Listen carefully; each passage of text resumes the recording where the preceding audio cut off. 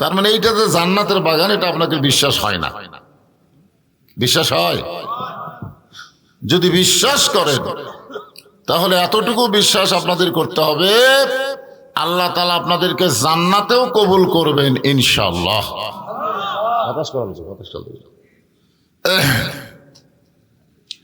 আমি আমার অন্তরের অন্তঃস্থল থেকে আপনাদের সবাইকে শুভেচ্ছা জ্ঞাপন করছি।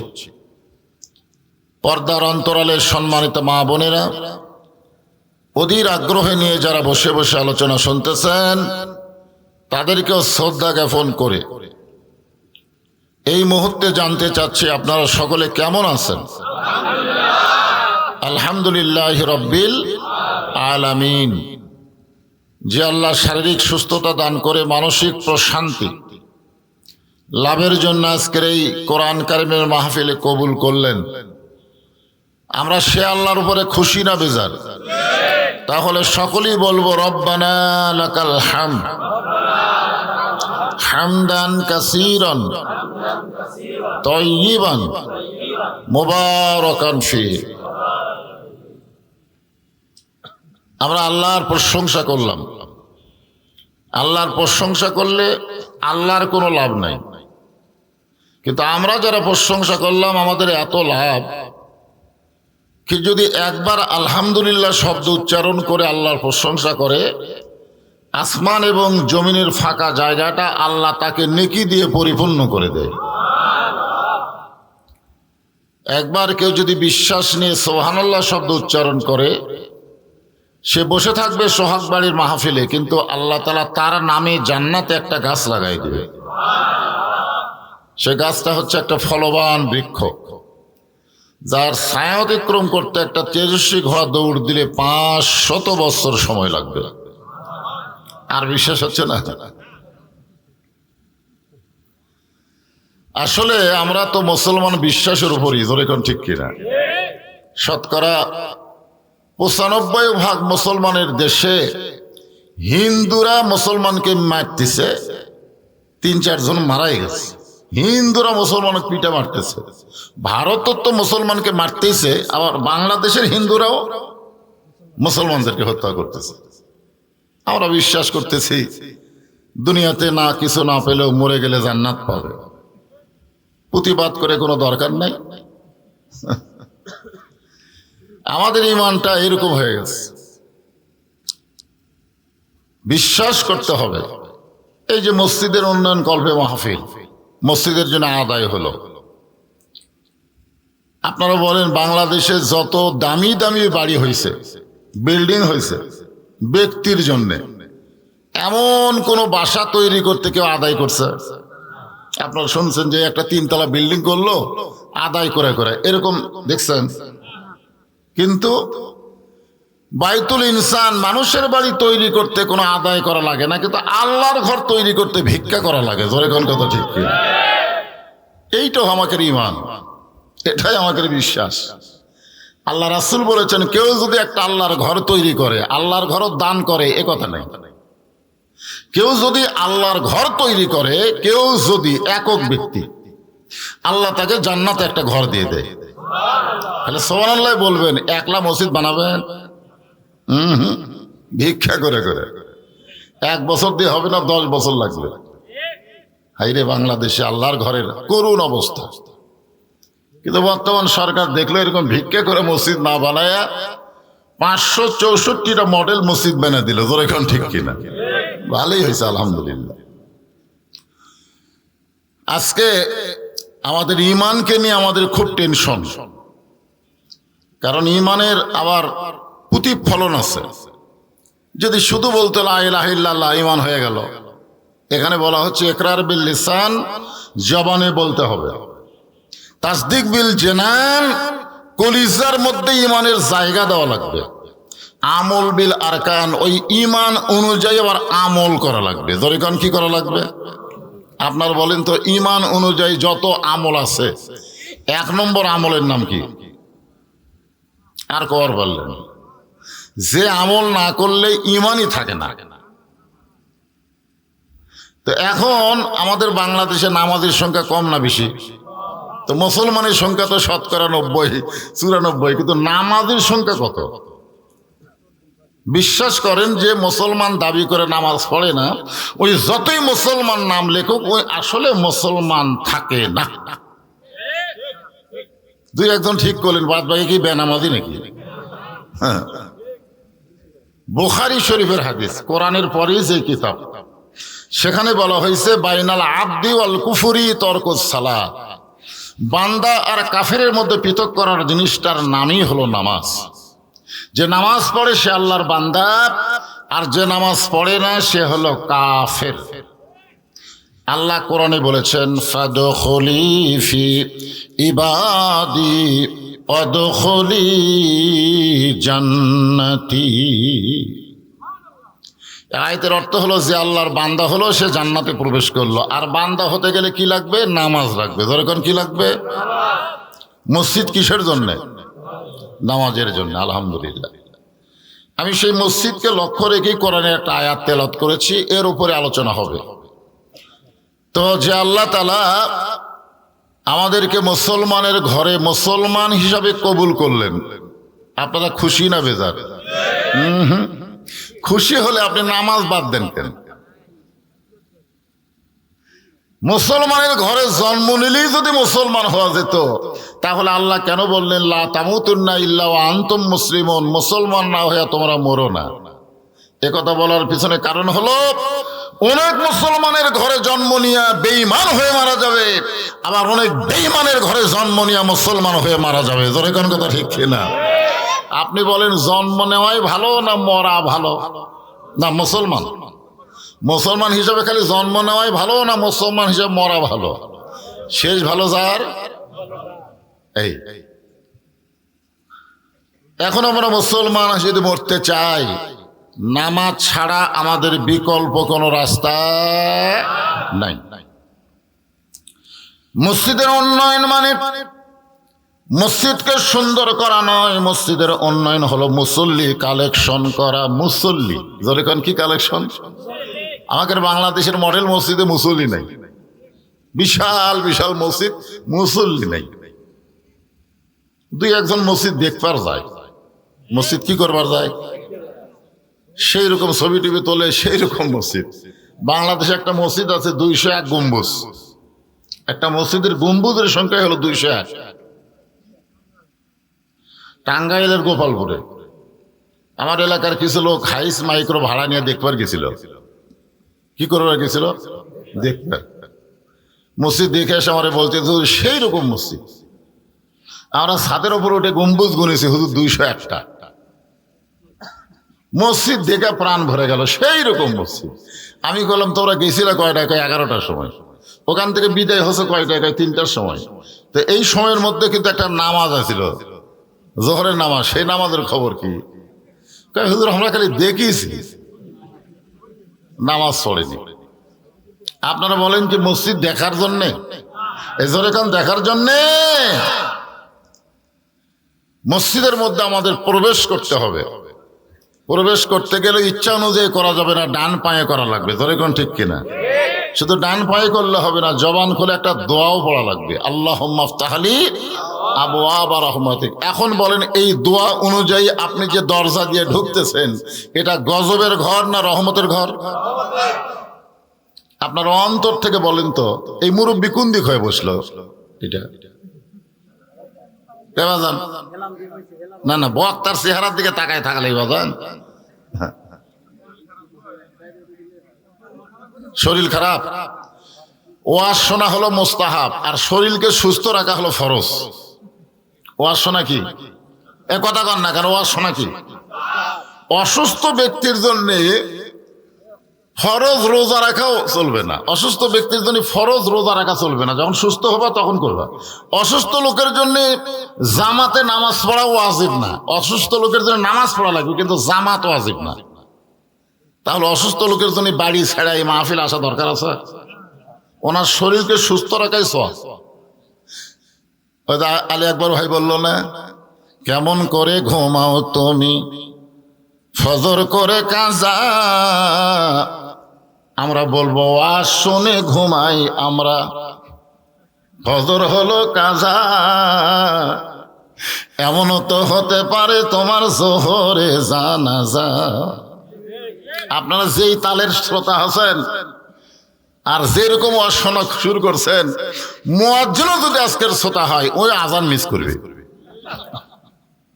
হ্যাঁ, এই জন্য বাংলাদেশের কোনো মুয়াজ্জিন ওয়াজ শোনে না, বাংলাদেশের কোনো মুয়াজ্জিন ওয়াজ শোনে না। কারণ ওয়াজ শোনা দরকার না, ফজরে আজান দেওয়া দরকার। জোরে খান কথা ঠিক কিনা? হ্যাঁ, আপনি কি মনে করছেন আজকে যখন রাত 1টার সময় ওয়াজ শেষ করে ছেড়ে দেওয়া হবে, তো আবার খাই বাড়ি যেতে 2টা-3টা বাজে, যদি ঘুম দেন মুয়াজ্জিন আজান দিয়ে চেতন পাবে? তাহলে কেমন করে ঘুমাও তুমি? আমরা বলবো ওয়াজ শুনে ঘুমাই আমরা। জোরে কোন কথা ঠিক কিনা?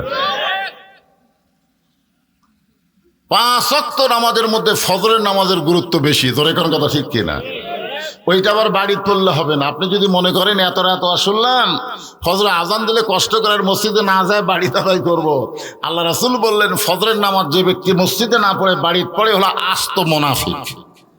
কি মুনাফিক? আস্ত মুনাফিক। তাহলে 5 ওয়াক্ত নামাজের মধ্যে 4 ওয়াক্ত না হয় বাড়ি পড়েন, কিন্তু ফজরটা বাড়িতে পড়া যাবে না। আল্লাহ রাসূল বলেন ফজর যদি কেউ জামাতে আদায় করে, বাকি 4 ওয়াক্ত নামাজ তার জামাতে পড়া আল্লাহ সহজ করে দিবে। জোরে কোন সুবহানাল্লাহ। এখন আমরা আল্লাহর প্রশংসা বেশি বেশি করি যে আল্লাহ আমাদেরকে মুসলমানের ঘরে মুসলমান হিসেবে কবুল করেছেন।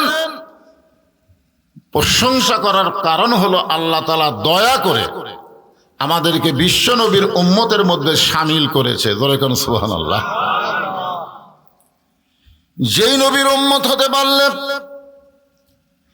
তাদের জীবন এমন ধন্য হয়ে যাবে, নবী বলেছেন আমার একটা আদনা উম্মত যতক্ষণ বাহিরে থাকবে আমি নবী ততক্ষণ জান্নাতের ভিতরে ঢুকবো না। আমার একটা আদনা উম্মত, বোঝেন? উম্মত না, মাঝে মধ্যে নবীর প্রতি দরুদ পড়ে, নবীর মহব্বতে মাঝে মধ্যে একটু রাসূলের প্রতি দরুদ পড়ে, এরকম উম্মত জান্নাতের বাহিরে থাকা অবস্থায় নবী জান্নাতের মধ্যে ঢুকবে না, তাকে নিয়ে জান্নাতে ঢুকবে। বুখারী শরীফের হাদিস, প্রত্যেকটা নবীরা যখন নফসি নফসি বলে কানবে, আমাদের নবী তখন ইয়া রব্বি হাবলি উম্মতি বলে সেজদায় পড়ে থাকবে। জোরে কোন সুবহানাল্লাহ। সেই নবীর উম্মত হওয়াতে খুশি না বেজার? খুশি হলে দাড়ি রাখা লাগবে। আপনি দাড়ি কামাবেন আর নবীর সুন্নতের নবীর উম্মতের দাবি করবেন, এটা মুখে মুখে, অন্তরে না। অন্তর দিয়ে যদি নবীর উম্মতের দাবি করি, এই জায়গাত আর বিলেট মারা খুর মারা যাবে না। এখানে খুর বিলেট ঠেকালে নবীর কলজার ঠেকানো হয়, তো লক্ষণ ভালো। অনেকে মন খারাপ করতেছে। এক মেয়ে আমারে কয় হুজুর আমার স্বামী এত সুন্দর, আমি স্বামীকে নিয়ে বাহিরে বের হলে মেয়েরা শুধু আমার স্বামীর দিকে নজর দেয়। এমন কোনো দোয়া আছে যে এটা আমল করলে মেয়েরা আমার স্বামীর দিকে তাকাবে না? আমি বললাম মা কোনো দোয়া নাই, তবে তোমার স্বামীকে চাচা বানাও। মেয়েটা বলে হুজুর স্বামী কোনোদিন চাচা হয়? আমি বলি চাচা কও এ কথা কইনি, চাচা বানাও এ কথা কইছি। তোমার স্বামীর এই তেল তালা মুখত একটু দাড়ি গজানোর ব্যবস্থা করো। ওই হাত পাও ধরে স্বামীর দাড়ি রাখাইছে, এখন দাড়ি 4 আঙ্গুল হয়েছে। মেয়েটা বলে আমার স্বামীকে না রাস্তায় গেলে একটা মেয়েও আমার স্বামীর দিকে তাকায় না, যদি কই তাকায় সালাম দেয় বলে চাচা কেমন আছেন। তা আমার সামনে আমার স্বামীর কেউ যদি চাচা কয়, তখন আমার মনের মধ্যে আর শয়তানি খেয়াল থাকে না, কারণ চাচার সাথে কোনো মেয়ে খারাপ সম্পর্ক করে। তাহলে নবীর সুন্নতের পাওয়ার আছে না নাই? কি ভাই, খালি রাখা দেখেন, একটা মেয়ে মানুষ আপনার দিকে তাকাবে না, তাকালেও বলবে চাচা কেমন আছেন। ভাস্তা ভালো না চাচা ভালো? একই জায়গায় চেয়ার আছে একটা, ভাস্তা আর চাচা দুইজন গেছে, চেয়ারে কে বসবে? দুনিয়াতে যেমন চাচার সম্মান, দাড়ি রাখার কারণে অল্প বয়সে মানুষকে যদি চাচা কয়, সে আল্লাহর সম্মানে নবীর উম্মতের মধ্যে শামিল হয়। নিদানে আখিরাতে তরাইতে পুলসিরাতে কান্ডারি হইয়া নবী পার করিবেন সেই তরণী। নবী মোর পরশমণি, নবী মোর সোনার খনি, নবী নাম ভাবে যেজন সেই তো দোজাহানের ধনী। আল্লাহর প্রশংসা করার কারণ হলো আমরা যে কোরআন থেকে আলোচনা শুনব নির্ভেজাল, যার মধ্যে কোনো সন্দেহ। আমি এখানে আসার পরে এক বক্তা ওয়াজ করলো যে বর্তমানে কোরআনেও নাকি জাল আছে। কোন এক বক্তা বলেছে, ওই আজকের বক্তা না, বাংলাদেশের কোন এক বক্তা নাকি বলেছে যে কোরআনেও জাল আছে। আজকে আমি প্রথম শুনলাম। যে বক্তা বলবে কোরআনে জাল আছে ওই বক্তাই না, ও হলো ইহুদি খ্রিস্টানদের দালাল। আমাদের কোরআন নিয়ে মানুষের মনে সন্দেহ জাগাতে চায়। জোরে কোন কথা ঠিক কিনা? ওই বক্তা না, হলো ইহুদি খ্রিস্টানের দালাল। যেই কিতাবের প্রথমে আল্লাহ বলেছেন, জোরে কোন কে বলেছেন? আল্লাহ। কি বলেছেন? জালিকাল কিতাব, কি এই কিতাবের মধ্যে কোনো সন্দেহ নাই।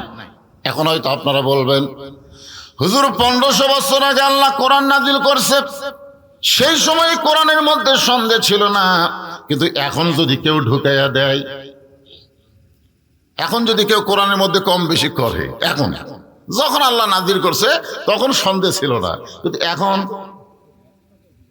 পারবে? কেন পারবে না? কারণ আল্লাহ নিজেই বলেছেন ইন্না নাহনু নাযালনা যিকরা ওয়া ইন্না লাহু লাহাফিজুন। এই কোরআনকে আমি আল্লাহ জিকির হিসেবে নাজিল করেছি, এই কোরআন হেফাজতের দায়িত্ব স্বয়ং আল্লাহর। জোরে কোন সুবহানাল্লাহ। আমরা তাহলে সেই নির্ভেজাল কোরআন থেকে আলোচনা শুনতেছি। আল্লাহ আমাদেরকে সেই কোরআনের আহাল হিসাবে কবুল করেছেন, খুশি না বেজার? তাহলে জবান খুলে আরেকবার বলি আলহামদুলিল্লাহ। আল্লাহ বলেন ইয়া আইয়ুহাল্লাযীনা আমানুস্তাঈনু বিস-সাবরি ওয়াস-সালাত ইন্নাল্লাহা মা'আস-সাবিরিন। বিশ্বাস স্থাপন করেছ, আল্লাহ বলতেছেন যারা আমাকে বিশ্বাস স্থাপন করেছ তারা যদি কিছু পাবার চাও। আমরা আল্লাহর কাছে কিছু চাই কি চাই না? কি চাই? বাড়ি গাড়ি সয় সম্পত্তি চাই? আজকে ফিলিস্তিনের মুসলমান কি চায়? যখন ফিলিস্তিনের মুসলমান কি চায়? তারা যদি বলতো ইহুদিরা তোমরা বাইতুল মুকদ্দাস নিয়ে নাও, তাদেরকে রাজার হালে গোটা পৃথিবীর খ্রিস্টান ইহুদি রাখতো। জোরে কোন কথা ঠিক কিনা? রাজার হালে কি চাও? কিন্তু তারা বলে আমরা কিছুই চাই না, আমরা আল্লাহ চাই, আল্লাহর বাইতুল মুকদ্দাস আমরা হেফাজত করতে চাই। জোরে কোন কথা ঠিক কিনা? কি চাই? আল্লাহ, আল্লাহর ঘর চাই। যেই ঘরের কথা আল্লাহ কোরআনে বললেন সুবহানাল্লাযী আসরা বিআবদিহি লাইলাম মিনাল মাসজিদিল হারাম ইলাল মাসজিদিল আকসা। এই পর্যন্ত 32,000 ফিলিস্তিনের মুসলমান নারী সন্তান, শিশু সন্তান, পুরুষ হত্যা করা হয়েছে এ পর্যন্ত। বাংলাদেশের মুসলমান ঈদ নিয়ে আনন্দ করলো। আমরা ছোট ছোট বাচ্চাদের হাতে ফটকা দিলাম। ধরে এখন কি দিলাম? আপনাকে ফটকা কয় নাকি? ফটকা। আর ফিলিস্তিনের মায়েরা ছোট বাচ্চার হাতে পাথর দিছে। অস্ত্র তো নাই, পাথর দিছে, যা ইহুদির মার। ছোট ছোট বাচ্চারা ইহুদিদেরকে পাথর মারতে গিয়ে ইহুদির সৈন্যরা তাদের গুলি করলো। এক মায়ের 2 সন্তান, একজন হয়েছে নিহত, একজন হয়েছে আহত। দুইটারে হাসপাতাল নিয়ে গেছে। মা দেখবার গিয়ে দেখে এক ছেলে দুনিয়াতে নাই। মা মুসকি মুসকি হেসে ছেলেটার কপালে চুম্বন দিয়ে বললেন আলহামদুলিল্লাহ। আর যেই ছেলেটা আহত অবস্থায় আছে, সুস্থতার দিকে যাচ্ছে, ওই ছেলেটার কপালে চুম্বন দিয়ে চোখের পানি বের করে বললেন ইন্না লিল্লাহ। যেইটা মারা গেছে সেইটার কপালে চুমা দিয়ে হাসতে হাসতে বলে আলহামদুলিল্লাহ। আর যেইটা জীবিত আছে, ভালো হচ্ছে, সুস্থ হচ্ছে, সেইটার কপালে চোখে পানি নিয়ে বলতেছে ইন্না লিল্লাহ। সাংবাদিক জিজ্ঞাসা করে মা আপনি কি পাগলি হয়ে গেছেন? কোন জায়গায় ইন্না লিল্লাহ, কোন জায়গায় আলহামদুলিল্লাহ, এইটাও ঠিক মতো বলতে পারতেছেন না। মা তখন বলে তোমাদের মতে আমার সন্তান মারা গেছে, আর আমার ঈমান বলতেছে আমার সন্তান পাখি হয়ে এখন জান্নাতে ঘুরে বেড়ায়। আর যেইটা এই যে সুস্থ হচ্ছে, এই ভবিষ্যতে এই মর্যাদা পাবে কেন? এরা কি মর্যাদা? আল্লাহ কোরআনে বলেন, ওয়ালা তাকুলু লিমান ইউকতালু ফি সাবিলিল্লাহি আমওয়াতুন বাল আহইয়াউ ওয়ালাকিন লা তাশউরুন। আল্লাহ রাস্তায় যাদেরকে হত্যা করা হয়, আল্লাহ বলতেছেন তোমরা তাদেরকে মৃত্যু বলো না। ফিলিস্তিন মুসলমান কি আল্লাহ রাস্তায় না? আল্লাহর ঘরের জন্য, মানে কার জন্য? আল্লাহর জন্য। তাহলে আল্লাহ রাস্তায় যাদেরকে হত্যা করা হয়, আল্লাহ রাস্তায় যারা নিহত হয়, আল্লাহ রাস্তায় যারা জীবন দেয়, আল্লাহ বলেছেন তাদেরকে তোমরা মৃত্যু বলো না। মৃত্যু বলা তাদেরকে পাপ। কেউ যদি বলে ফিলিস্তিন মুসলমান মারা যাচ্ছে, মারাটা বলা পাপ। কারণ আল্লাহ বলতেছেন বাল আহইয়া, আমি বলতেছি তারা জীবিত। জোরে কোন সুবহানাল্লাহ। আপনার বলেন তো আমাদের কথা ঠিক না আল্লাহর কথা ঠিক? আপনি কোনটা বিশ্বাস করবেন? মারা যাচ্ছে না অমর হয়ে যাচ্ছে? অমর হয়ে যাচ্ছে। তা আল্লাহ বলতেছেন আমার কাছে যদি কিছু পাবার চাও, আমরা আসলে আল্লাহর কাছে চাই কি চাই না? চাই। তো কি চাই? জমিতে ফলন বেশি হোক নাকি? হ্যাঁ, আসলে এখানে আল্লাহ বলতেছেন আস্তাইনু, তোমরা যদি আমার কাছে কিছু পাবার চাও তাহলে সরাসরি চাইলে হবে না, একটা মাধ্যম লাগবে। তোর এখানে কি লাগবে? মাধ্যম। অনেকে বলে হুজুর আমি সরাসরি। আপনি সরাসরি নামাজ পড়তে পারবেন না, কাবাকে সামনে নিয়ে নামাজ পড়া লাগবে। তোর কোন কথা ঠিক কিনা? একে বলা হয় ওয়াসিলা, ওয়াবতাগু ইলাইহি ওয়াসিলা। এখানে ওসিলা হলো, মাধ্যম হলো বিশ্ববরি ওয়াসসালা, ধৈর্য আর নামাজ। অন্তর থেকে বলবেন তো পৃথিবীর ভিতরে কোন জায়গার মধ্যে গেলে মানুষের ধৈর্য কম? আল্লাহ বলতেছেন ধৈর্য আর নামাজ। আর আমরা মসজিদের মধ্যে গেলেই ছটফটাই। এই রমজান মাসে যে তারাবি গেল ভাইজান, তারাবি। আপনাকে সিংহার খবর আমি জানি না। আমার এলাকার তারাবি মানেই তাড়াতাড়ি। তারাবি মানেই তাড়াতাড়ি। আমাকে একজন মোবাইল করে বললো হুজুর আমার গ্রামে 2টা মসজিদ আছে, এক মসজিদে 20 রাকাত হয়, এক মসজিদে 8 রাকাত হয়। আমি কোনটার যাব? তা আমি কইলাম তোমার মন কোনটার দিকে টানতেছে? বলে নামাজের সংখ্যা কম 8 রাকাত হুজুর, কিন্তু সময় বেশি লাগে। 8 রাকাত পড়াতে লাগে 1.5 ঘন্টা। 8 রাকাত কয় ঘন্টা? আর 20 রাকাত আধা ঘন্টা। রাকাতের সংখ্যা বেশি কিন্তু সময় কম। তা আমি তো বেশি সময় দেবার পারবো না, যেখানে সময় কম লাগে সেখানে যাবো। এখন আপনারা বলেন তারাবির নামাজে আল্লাহ রাসূলকে সময় কম দিছে না বেশি দিছে? বেশি দিছে। আর আমাদের বাংলাদেশে লাফালাফি চলতেছে, ধৈর্য কম। বারবার খালি ঘড়ি দেখে। 8টার সময় নামাজ শুরু হবে, যদি ইমাম সাহেব কোনো কারণে 1 মিনিট পার হয়ে যায়, সমস্ত মুসল্লি গলা খাকারে হুজুর আপনার হাতে থেকে ঘড়ি নাই নাকি? সময় পার হয়ে যাচ্ছে। বাংলাদেশের বহু জায়গায় মানুষ সময়ের খেয়াল না করলেও মসজিদের মধ্যে গেলে সময় দেখে অস্থির হয়ে যায়। কিন্তু আল্লাহ বললেন বিশ্ববরি ওয়াসসালা ইন্নাল্লাহা মা'আস সাবিরিন। ধৈর্যশীলদের সঙ্গে কে আছে?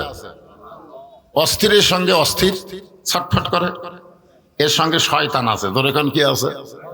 শয়তান জানে ভালো জায়গার তো থাকা যাবে না, তো তাড়াতাড়ি বার করা লাগবে। আর ধৈর্য নিয়ে কেউ যদি নামাজ পড়ে, মসজিদের মধ্যে কেউ যদি দোয়া দরুদ নিয়ে থাকে, তাহলে ধৈর্য নিয়ে আল্লাহ বলে ওর সঙ্গে কে আছে? আরো জোরে বলেন। অস্থিরতা যার ভিতরে, তার সঙ্গে কে আছে? শয়তান। আর ধৈর্য নিয়ে যে থাকে তার সঙ্গে কে আছে? আমরা কেউ অস্থির না ধৈর্য? মুখে গলে হবে না তো। দেখেন 5 ওয়াক্ত নামাজের মধ্যে জুমার দিন একটা নামাজ, যে নামাজে মুসল্লি আমাদের বাংলাদেশ সবচাইতে বেশি হয়। 5 ওয়াক্ত নামাজে মুসল্লি বেশি না জুমার নামাজে মুসল্লি বেশি? আপনাকে কোনটা বেশি? যেই জুমার সম্পর্কে আল্লাহ বললেন ইযা নুদিয়া লিস-সালাতি মিন ইয়াউমিল জুমআ ফাসআউ ইলা যিকরিল্লাহ। মুয়াজ্জিন যখন জুমার নামাজের আজান দেবে, এই আজান দেওয়ার সঙ্গে সঙ্গে, আজান দেওয়ার পরে না, আজান দেওয়ার সাথে সাথে ফাসাও, জোরে জোরে তোমাদেরকে আল্লাহর ঘরে আসতে হবে। আপনারা কি আজান দেওয়ার সাথে সাথে আসেন? খুতবা দেওয়ার সময় আসেন? যে ইমাম সাহেব 2 রাকাত নামাজের সালাম ফিরাইছে, সাথে সাথে ওরে বাবা ধরফড় করে সব বার হয়ে গেল। কার স্যান্ডেল কুটি লাগতে পারলো। বার হওয়ার সময় একটা দোয়া আছে, আল্লাহুম্মা ইন্নী আসআলুকা মিন ফাদলিক। এই দোয়াটা পড়ারও সময় নাই। মনে করো বোম মারছে, মনে হয় মসজিদের মধ্যে কেউ যেন একটা বোম মারছে, আর ওই বোম থেকে বাঁচার জন্য ধরফড় করে দৌড় মারতেছে। এগুলো নামাজ? এইগুলো নামাজ সম্পর্কে আল্লাহ বলেছেন ফাওয়াইলুল লিল মুসাল্লিন। এরা মুসল্লি নামক শয়তান। এরা নিজেরা তো নামাজ পড়বে না, যারা নামাজ আসে 20 রাকাত তারাবির মধ্যে ঢুইকা যে ব্যক্তি 8 রাকাত নামাজ পড়ে চলে যায়, ও মুসল্লি না হলো মুসল্লি নামক শয়তান। ধরে কোন কথা ঠিক কিনা? কারণ ও নিজে নামাজ পড়বে না, ওর আশেপাশে যারা নামাজ পড়তেছে ওদেরকেও পড়বার দেবে না। একজন বার হওয়া মাত্রই কি আর একজনের মনের মধ্যে গেল গরমের দিন আমিও যাই। এই কোরআনের মাহফিল এসে দেখবেন 2-1জন কিন্তু কিছুক্ষণ বসার পরে লাভ দিয়ে ওঠে, ওই কিন্তু ওঠে না, শয়তান আর ঘাড় ধরে তোলে। ওঠ শয়তান, তুই আমার দল করিস, তুই কে জাকাত রে? তুই দল করিস আমার, তুই কোরআনের মাহফিলে বসে থাকিস। দেখবেন কেউ যদি ওঠে, বুঝলেন ওই ওঠেনি, শয়তান তুলিছে ঘাড় ধরে, এরকম ঘাড় ধরেছে টিভি, ওই লাভ ধরছে। এখন ওর দেখা দেখে আরো 2-1জন কেরম ওয়াজ শোনা কি ফরজ? এই ওয়াজ শোনা কি ফরজ? রাত জেগে ওয়াজ শুনতেছিস, সহজ যায়। দেখবেন আস্তে আস্তে একটা যাওয়ার ঘোঁ করে দেয়। ধরে কোন ঠিক কিনা? তাই বলে আপনাকে তো নাই বলতেছি না। তা আল্লাহ বলতেছেন, যারা আমাকে বিশ্বাস স্থাপন করেছ, যদি আমার কাছে কিছু পাবার চাও, আসলে যদি আমরা আল্লাহর কাছে চাই, দুনিয়াও চাওয়া যাবে, আখিরাতেও চাওয়া যাবে। কারণ আল্লাহ কোরআনে বললেন, রব্বানা, পড়েন রব্বানা আতিনা ফিদ দুনিয়া হাসানাতাও ওয়া ফিল আখিরাতি হাসানা ওয়া কিনা আযাবান্নার। তা আমি সেই নামাজ নিয়ে আগে আপনাদের সামনে দেখেন ধৈর্য কাকে বলে। আল্লাহ রাসূল 2 ওয়াক্ত নামাজের সালাম ফিরাইয়া সাহাবীর দিকে মুখ ঘোরাতেন। কয় ওয়াক্ত? 5 ওয়াক্তের মধ্যে 2 ওয়াক্ত। এটা কোন ওয়াক্ত? যে ওয়াক্তের পরে কোনো সুন্নত নফল নাই। দেখবেন 5 ওয়াক্তর 2 ওয়াক্তের পরে সুন্নত নফল কিছুই নাই। একটা হলো আসর আর একটা হলো ফজর। আর 3 ওয়াক্তর পরে কিন্তু সুন্নত নফল আছে, আছে না নাই? মাগরিবের পরে আছে, এশার পরে আছে, জোহরের পরে আছে, কিন্তু আসরের পরে নাই, ফজরের পরে নেই। আসরের নামাজের পরে রাসূল সাহাবেদের সামনে কিছু বয়ান করতেন। বয়ান ফজিলত নিয়ে, সুবহানাল্লাহ বললে কত সব, আলহামদুলিল্লাহ বললে কত নেকি, এইরকম বিষয় নিয়ে আলোচনা করতেন আসরের নামাজের পর। আর ফজরের নামাজের পরে নবী কোনো বয়ান করতেন না, নবী আলোচনা করতেন। এবং প্রত্যেকটা মুসল্লির চেহারা নিজের চোখে দেখতেন। জোরে কান সুবহানাল্লাহ। এখানে মুখ ঘুরায় ঘুরায় সবার চেহারা দেখতেন। আল্লাহ রাসূল দেখলেন একজন সাহাবী সামনে বসে আছে, তার চোখ 2টা রক্তে লাল। চোখ 2টা রক্তে দেখি লাল হয়ে গেছে, লাল। রাসূল বললেন, তোমার চোখ এরকম লাল হলো কেন? আমাদের সকলের চোখ সাদা, তোমার চোখ লাল, কারণ কি? জিজ্ঞেস করা দরকার। আপনি ইমাম সাহেব খাসির গোস্ত দিয়ে, গরু গোস্ত দিয়ে ভাত খান, আর মুসল্লি ভাতই কেনার, চাউল কেনার টাকাই নাই। নেতা হবার গেলে মসজিদের ইমাম, তিনি কিন্তু শুধু মসজিদের ইমাম না, তিনি একজন নেতা। জোরে কোন কথা ঠিক কিনা? আমরা কিন্তু এমপির পিছনে কোনোদিন কইনি একটি দায়িত্ব তুই বেহাদাল এমপি কইছি, একটা দায়িত্ব বেহাদাল ইমাম। আমরা এই ইমামকে অনুসরণ করি, যে ইমাম হলো আল্লাহর ঘরের ইমাম। জোরে কোন সুবহানাল্লাহ। একটু মনোযোগ দেবেন। নবী বললেন, তোমার চোখ 2টা রক্তের মতন লাল। সাহাবী বলতেছে, রাসূলুল্লাহ, এশার নামাজ পড়ার পরে আমি যখন বাড়িতে গেলাম, বাড়িতে যাওয়ার পরে আমি ঘুমের বিছনায় যখন দোয়া পড়লাম, আল্লাহুম্মা বিইসমিকা আমুতু এই আমুতো বলার সঙ্গে সঙ্গে আমার মনে হলো আজকের ঘুমটাই আমার জীবনের শেষ ঘুম হতে পারে। যদি ঘুমের মধ্যে মারা যায় তাহলে আমি জীবনে হয়তো আর তওবা করার সুযোগ পাবো না, আমার জীবনের গুনাহ মাফ নেওয়ার সুযোগ পাবো না। এই জন্য আমি না ঘুমাইয়া আমি কোরআন তেলাওয়াত করলাম, আমি না ঘুমাইয়া নামাজ পড়লাম, আমি জিকির করলাম, তওবা করলাম, কান্নাকাটি করলাম। এগুলা করতে করতে ফজরের সময় হয়ে গেছে। আমি আবার ফজরের নামাজ পড়ে আপনি আমার দিকে তাকাইছেন। আমার মনে হয় সারা রাত ঘুম জাগার কারণে আর কান্নাকাটি করার কারণে আমার চোখ দুইটা রক্তে লাল হয়ে গেছে। আপনার দুই একজন না বুঝে সুবহানাল্লাহ খোলেন, কিন্তু এই সাহাবীর এই কথা শুনে রাসূল বললেন নাউজুবিল্লাহ। আপনার বলেন তো এটা নাউজুবিল্লাহর কথা? এটা কি নাউজুবিল্লাহ বলা যায়? এটা কি আমি বলেছি না রাসূল বলেছে? আচ্ছা, রাসূল যে কথা বলে এটা কি রাসূল বলে না আল্লাহ বলে? হ্যাঁ, এটা কিন্তু আমাকে বিশ্বাস করতে হবে। মা ইয়ান্তিকু আনিল হাওয়া ইন হুয়া ইল্লা ওয়াহয়ু ইউহা। নবী কোনো কথা নফসের তাড়নায় বলে না, নবী যা কিছু বলে কে বলায়? তাহলে আল্লাহ রাসূল যে বললেন নাউজুবিল্লাহ, মা আতাকুমুর রাসূলু ফাখুযুহু ওয়া মা নাহাকুম আনহু ফান্তাহু। নবী যেটা করেছেন সেটা করা হলো আমাদের জন্য ইবাদত, নবী যেটা করে নাই সেটা করা যাবে না। জোরে কোন কথা ঠিক কিনা? নবী করে না আমি করতেছি, এর নাম সুন্নত না বেদাত? জোরে কোন সুন্নত না বেদাত? আজকে বাংলাদেশের মুসলমান সুন্নতের চাইতে বেদাত বেশি। আল্লাহ রাসূল করছেন, এটা একটু খেয়াল করেন।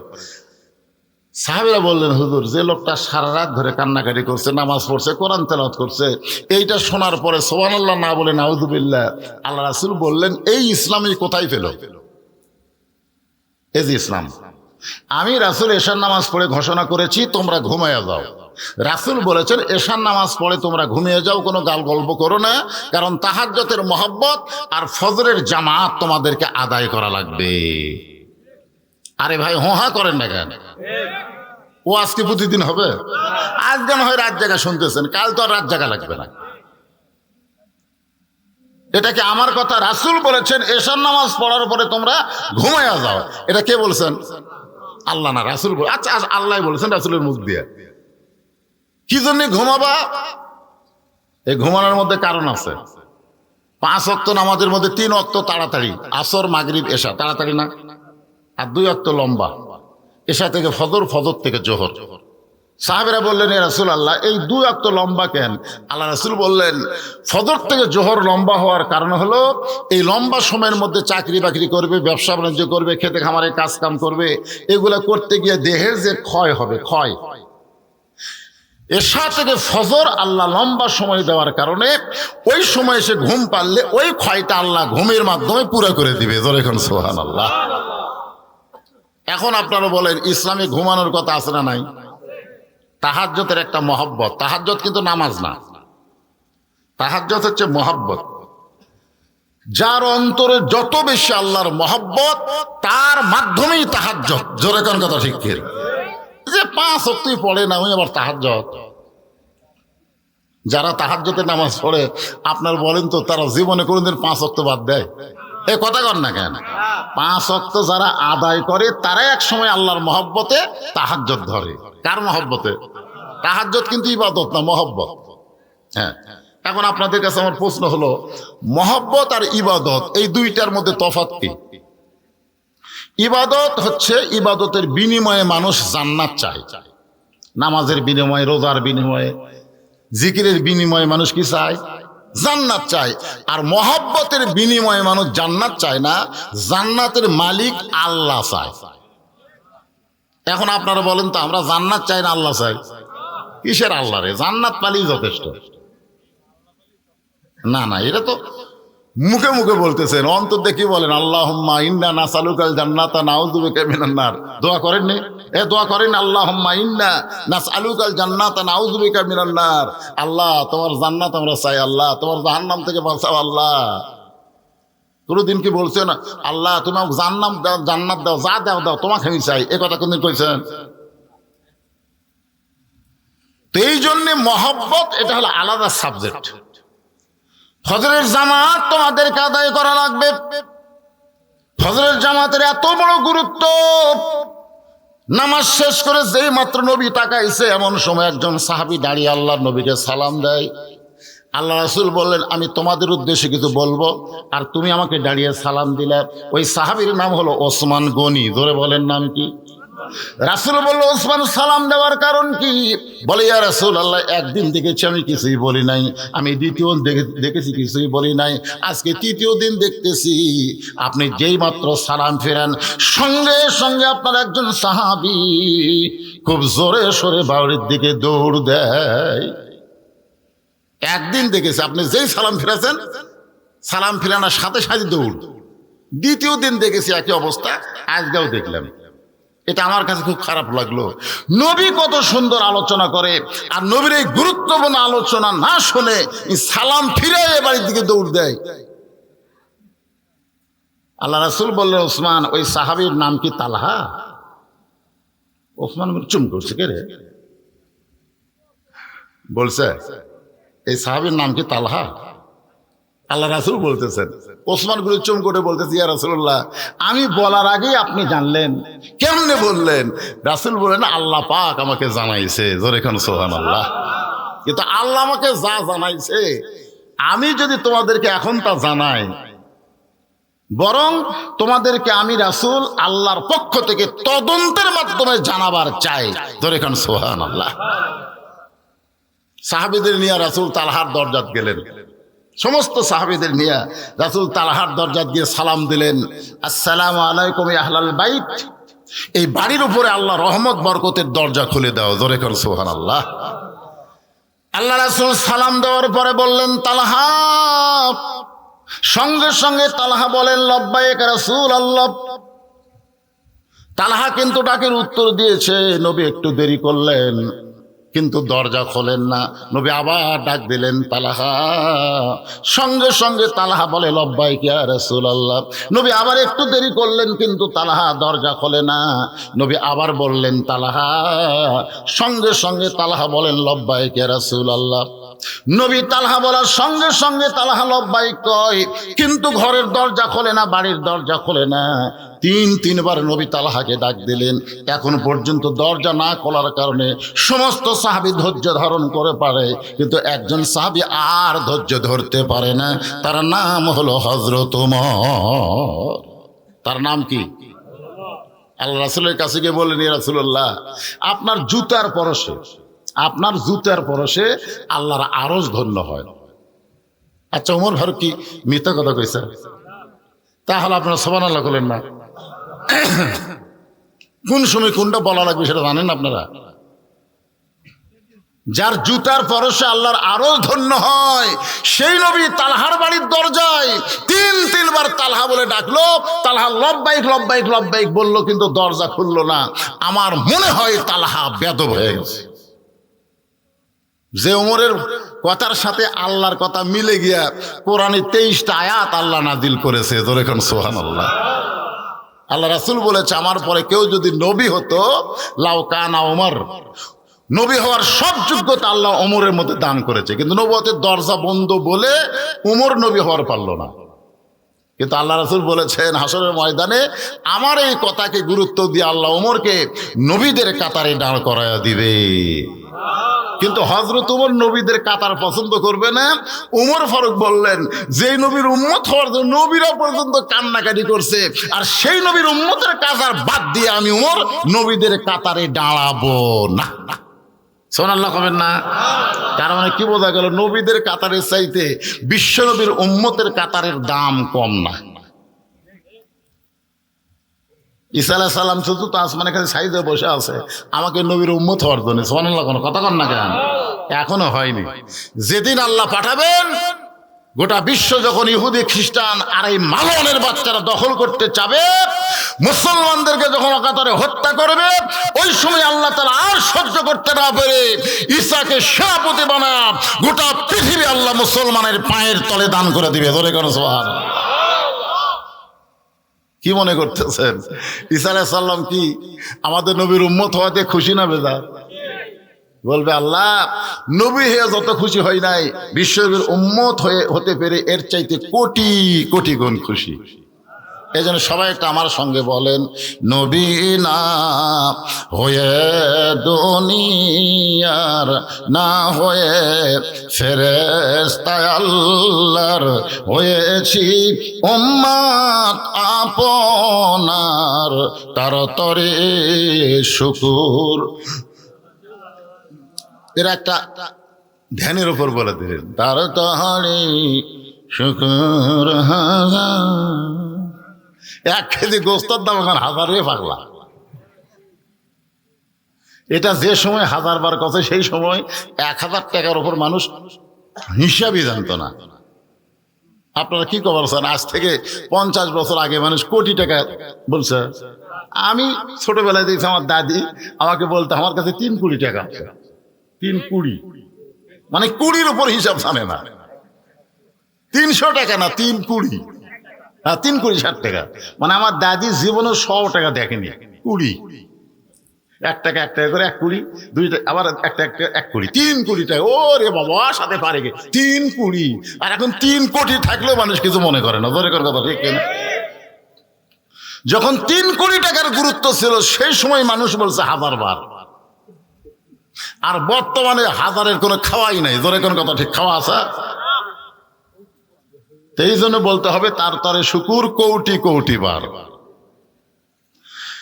বিশ্ব নবীর উম্মত হিসাবে আল্লাহ আমাদের কবুল করলেন। একটু মনোযোগ দিবেন। ওমর ফারুক বলে, রাসূলুল্লাহ নিশ্চয় তালহা বেয়াদব হয়ে গেছে। সঙ্গে সঙ্গে রাসূল বলেন, ওমর মনের ইচ্ছায় কোনো কথা বলা যাবে না। তালহা বেয়াদব না আদব এটা তদন্ত করার পরে আমাদের বলতে হবে। সুবহানাল্লাহ, সুবহানাল্লাহ। দেখছেন ওমর মনের তাগিদে, মনের ইচ্ছায় কোনো কথা বলা যাবে না। আদব না বেয়াদব এটা তদন্ত করার পরে বলা লাগবে। আপনি বলেন তো ওমর ফারুক আর কোনো কথা বলবে নাকি? কারণ প্রত্যেকটা সাহাবী নবীকে এমন ভাবে গ্রহণ করেছে। আল্লাহ যেমন বলেছেন, কুল হে রাসূল আপনি বলেন, ইন কুনতুম তুহিব্বুনাল্লাহ ফাত্তাবিউনি, কেউ যদি আল্লাহকে পাওয়ার চায় আপনি নবীকে পুরোপুরি ইত্তেবা না করা পর্যন্ত আল্লাহ পাওয়া যাবে? পাওয়া যাবে? তাহলে আমরা নবীকে ঠিক মতো অনুসরণই করি না, নবীর সুন্নত মানি না, আর আল্লাহ আল্লাহ করি। এত সোজা? ওই তেল তেলা চেহারা নিয়ে যতই আল্লাহ আল্লাহ করেন আল্লাহ কবুল করবে না, কারণ নবীর সুন্নত আর চেহারার মধ্যেই নেই। একজন আমাকে বলবে, হুজুর আপনি কি খবর চান? আমার নাই দাড়ি নাই, আমার নাই টুপি নাই, তাই বলে মানুষ খারাপ? হুজুর টুপি দাড়ি এগুলো মানুষকে দেখানোর জন্য। হুজুর আমার ভিতরে ইমান ভালো। আমি বললাম, ভাই তোমাকে একটা দৃষ্টান্ত দেই, দেখো তো তুমি মানো। বলে কি দৃষ্টান্ত? বোতলের মধ্যে আছে মধু। বোতলের মধ্যে কি? কিন্তু বাহিরে একটা সাদা কাগজ লেবেল দিয়া তার উপরে লাল কালি দিয়ে লেখছে বিষ।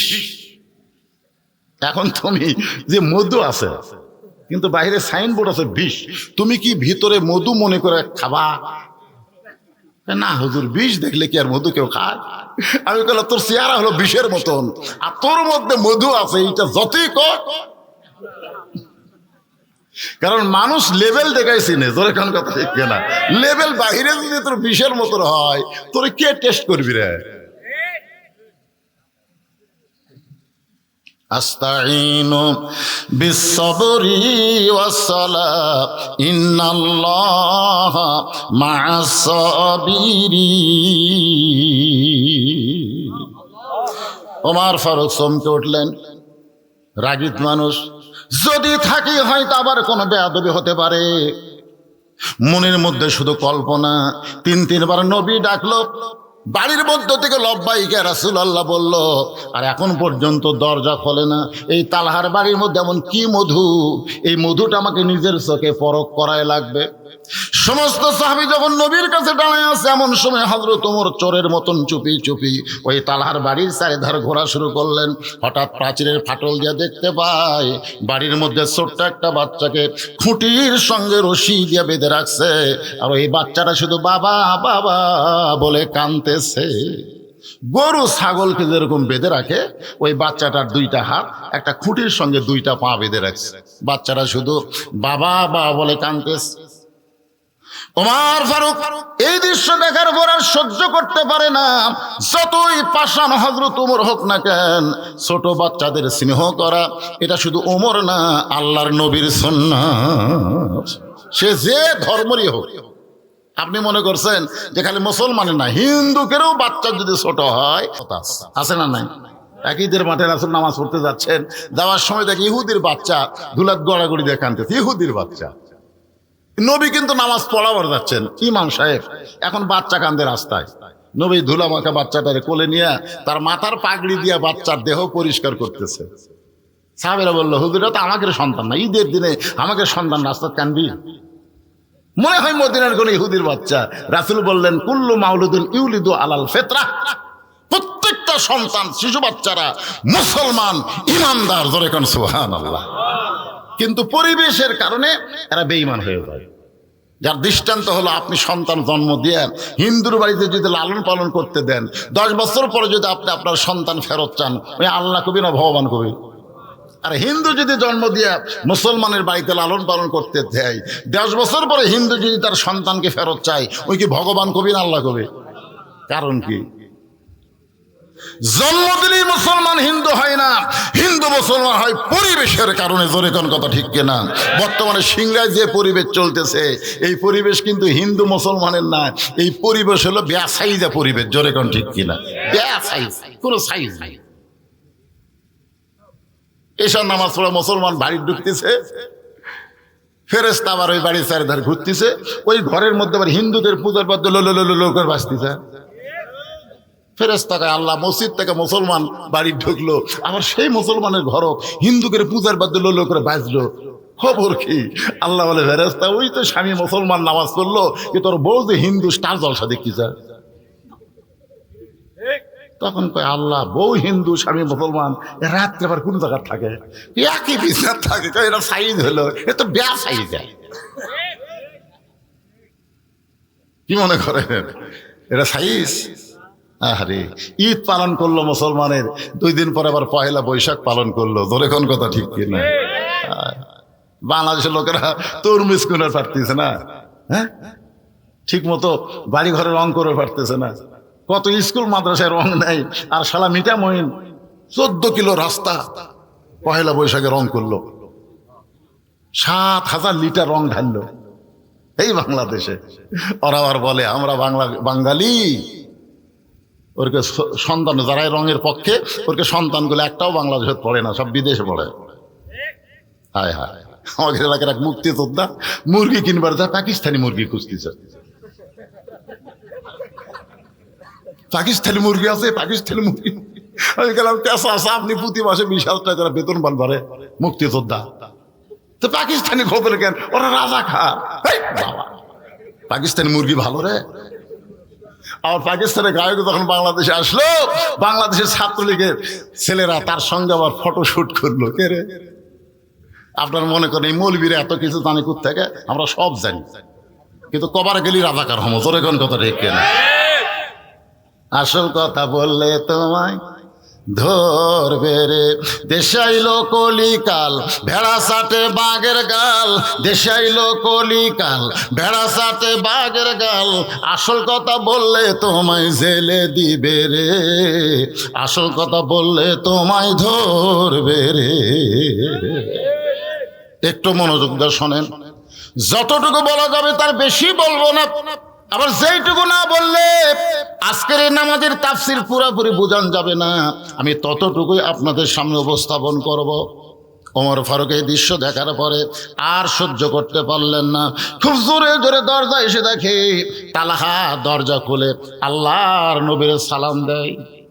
নবী বলতেছেন, তালহা আমার সবচাইতে নরম এবং সরম সাহাবীদের মধ্যে সবচাইতে সরম বেশি যে সাহাবীর, তার নাম হলো ওসমান গনি। তার নাম কি? দেখবেন খুতবায়, সানি খুতবায় ইমাম সাহেব বলে হায়াউন ওসমান, শর্মিন্দা ওসমান, সুবহানাল্লাহ বলেন। সবচাইতে নরম, নরম মানুষের আবার সরম বেশি। সেই মানুষটা তোমার বিরুদ্ধে অভিযোগ করছে, 1 দিন না 2 দিন না 3 দিন, ফজরের সালাম ফিরাই তুমি বাড়ির দিকে দৌড় দাও। 1 দিন হলে বোঝা যায় তোমার জরুরি, কিন্তু লাগাতার 3 দিন তোমাকে দেখছে। আমি নবীর অভিযোগ হলো পরপর 3 বার তোমাকে ডাক দিলাম, প্রত্যেকবারই তুমি উত্তর দিলে, কিন্তু দরজায় এত পরে কেন খুললে?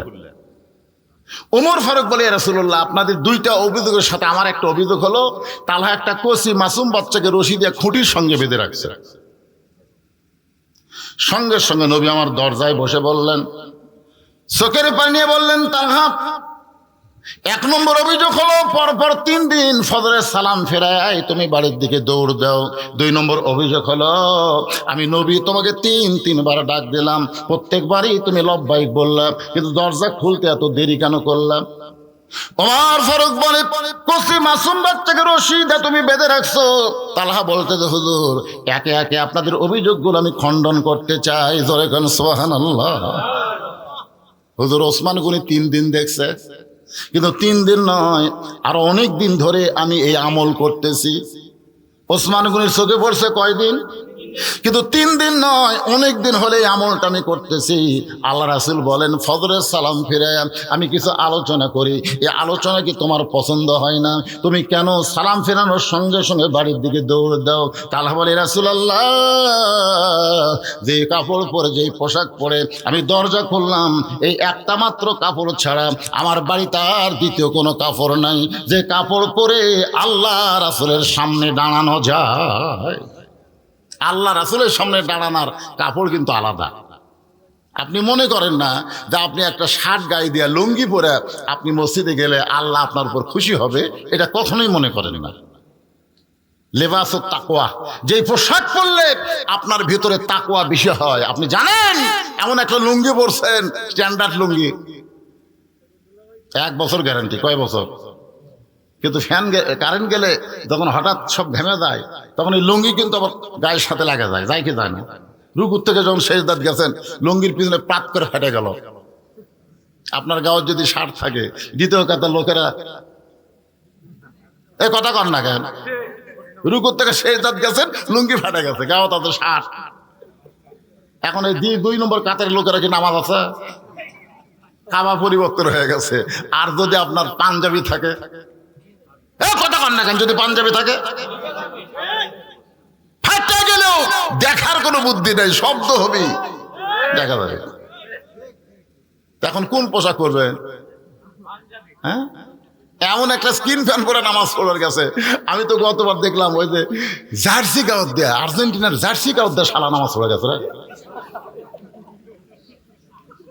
আমি বলে, খেরে বা তুই জার্সি খুলে আসতে পারিস না? হুজুর, মেসিরে খুব মহব্বত, পাগলা মেসি মহব্বত করে আল্লাহর ঘরের মধ্যে ঢুকলু, নবীর উম্মত হবার পারবে না। মহব্বত করতে হলে হাসান হোসেনকে মহব্বত করা লাগবে। জোরে কোন কথা, ঠিক কিনা? সাইদুস শাবাবে আহলেল জান্নাহ হাসান হোসেন, জান্নাতি যুবকদের সর্দার হবে হাসান হোসেন। তো হাসান হোসেনকে মহব্বত না করে মেসি নেইমারকে মহব্বত করো।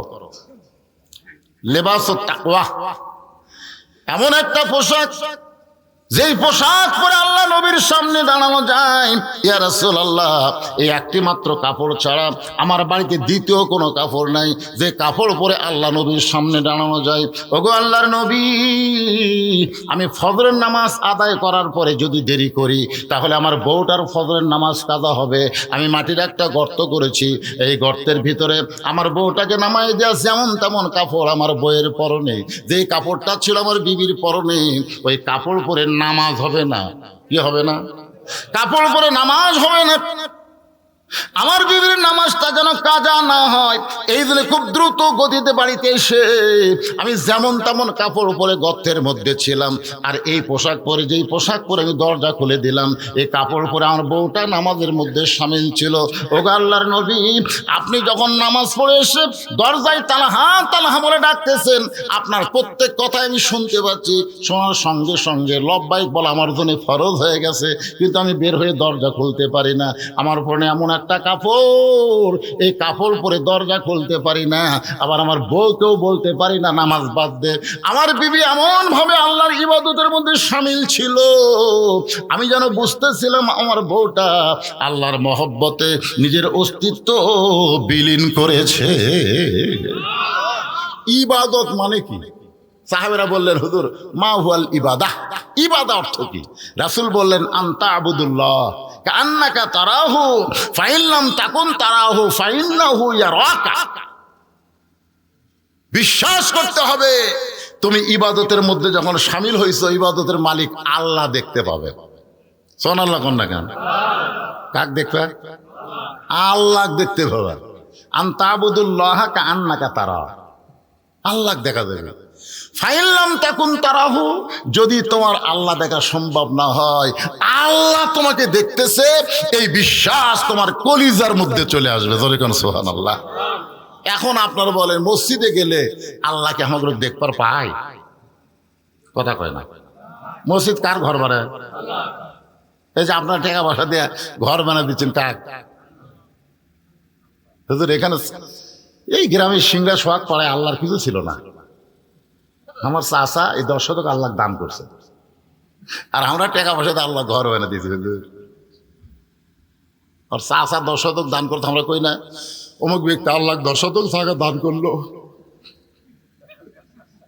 আমরা কিন্তু তামিন আমিন করে ফেরত তামিন কয় না, আল্লাহ দান করলো, আল্লাহ সবাক দেয়, আর ই আবার আল্লাহ দিল। কি ফেরেশতাকে আল্লাহ দেশের নাম কি? যেই দেশ আর চাচা তোমাকে জায়গা দেয়, এরা টাকাতে ঘর বেনে দেয়, এই দেশের নাম কি? আল্লাহ বলো ওই দেশের নাম হলো বাংলাদেশ রে, ওই দেশে আমি আল্লাহর চাইতে গরিব কেউ নেই। কি ঠিক আছে? সবই ঠিক। কামালউদ্দিন জাফরি হুজুর বলল যে বক্তারা মাহফিলে গিয়ে যদি বলে ঠিক, শ্রোতারা বলে ঠিক, ওই বক্তার ওয়াজ শোনা যায় নাই। কারণ যে বক্তা শ্রোতাদের কাছ থেকে জানবার চাই ঠিক, তো তুই কি করে টাকা নিচ্ছ? শ্রোতারাই যদি সব জানে তো তোর আসার দরকার কি?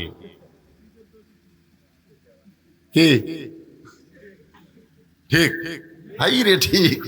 যে বক্তা যখন যেটা কয় সেটাই তাহিরি সাহেব যা কয় ঠিক ঠিক, আমির হামজা যা কয় ঠিক, মামুন হক ঠিক, তো সবই ঠিক। ব্যাঠিকটাকে মন খারাপ করতেছে আইসি, কিন্তু এই যে আপনাকে দ্বিতীয় বক্তারও 1 ঘন্টা আগে, তারও 1 ঘন্টা আগে আপনাকে এখানে আমি আইসি। আমাকে তুলে দিবেন রাত 10টায় 12টা পর্যন্ত টানা ওয়াজ হবে, 2 ঘন্টা ওয়াজ করে মনোবাদ করবো, সমস্যা আছে? ফজরের নামাজ জামাতে পড়বো, তুলেই দিলেন 11টার পরে। এখন ওয়াজ শুরু না করতেই 12:30 বাজে গেছে, তো এখন কি করবো? ওবার মায়ের ওয়াজ করলে হবে? ঘুম ভাঙ্গে ওয়াজ শুনে লাগবে, তো মাঝে মাঝে একটু চুটকি চাটকি না মারলে তো আপনাকে ঘুম ভাঙবি না।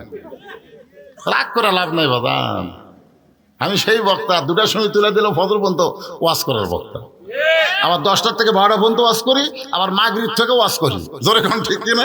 জোহর থেকে করে আগামীকাল আমার দিনের বেলা আছে 5 বিবি, জোহর থেকে আসর দিনের বেলা, আবার রাত্রে আমার আক্কেলপুর আছে।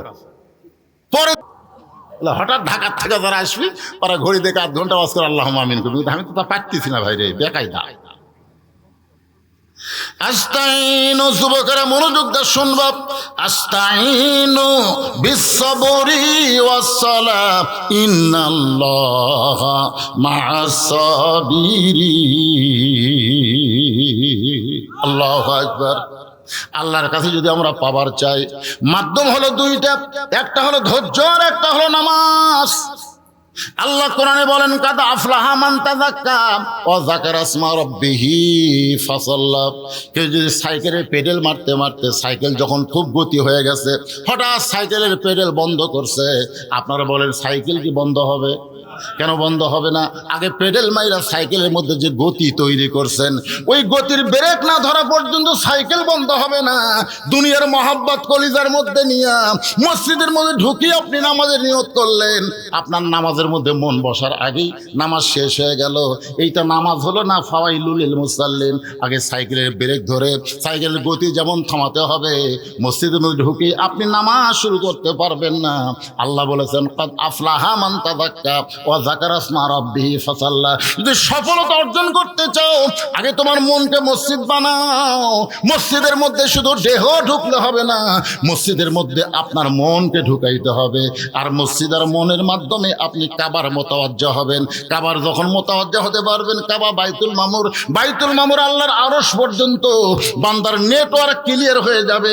এই নেটওয়ার্ক যখন ক্লিয়ার হয়ে যাবে তখন বান্দা আল্লাহর মধ্যে নিজের অস্তিত্ব বিলীন করে দিবে। আনতা আবুদুল্লাহ কাআন্নাকা তারা। যদি এইটা সম্ভব না হয়, আল্লাহ যে আমাকে দেখতেছে এই ব্যাপারে সন্দেহ আছে নাকি? আছে? তা আপনি 4 হাতে গামছা গাওয়াত দেয়া মসজিদে আসতেছেন, চাচা বললাম কে চাচা 4 হাতে গামছা গাওয়াত দিয়ে মসজিদে আসতেছেন, গরম পড়ছে পারে, পাঞ্জাবি গাওয়াত দিতে ইরিবিরি লাগে। পাঞ্জাবি গাওয়াত দিতে কি লাগে? ইরিবিরি, মানে কেমন যেন লাগে। গামছা গায়ের ওর ফেলে ওই জোহরের নামাজ পড়বে আসতেছে। আমি বললাম চাচা তাহলে গামছা গাওয়াত দেয়, তো ফতুয়া দে, তুই ফতুয়া দিয়ে নামাজ হবি না দে। এই জন্যই তো সরকার তোর দেওয়ার না রে। আমি গামছা গাওয়াত দিলাম, তোর বাজলো কোন জায়গা? আচ্ছা আমি কি বাজার কথা বলছি? আমি বললাম চাচা এই গামছা গাওয়াত দিয়ে আপনি জামাইয়ের বাড়ি যাওয়ার পারবেন? আমার চাচা বলতেছে তুই কি মনে করিস আমার পাঞ্জাবি নাই? এই বছরই 5টা পাঞ্জাবি আমি বানাছি আর 5টা জামাইরা দিছে। 10টা পাঞ্জাবি এই বছরে। এতগুলো পাঞ্জাবি থাকতে কেউ গামছা গাওয়াত দিয়ে জামাইয়ের বাড়ি যায়?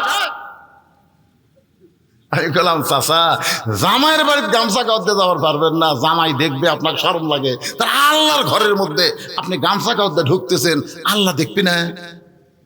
তখন মানে হামনি আসবে আমার বুঝলো আল্লাহ দেখবে আর ভাই। রাতের বেলা ভোট মারে, দিনজ্জা কয় আমি একলাই 100টা মারছি ভাই। কি হাও মারলু রে? দরজা জানলা বন্ধ করে মারছি, কেউ দেখেনি। আল্লাহ দেখবার পায়? কতক্ষণ পায়?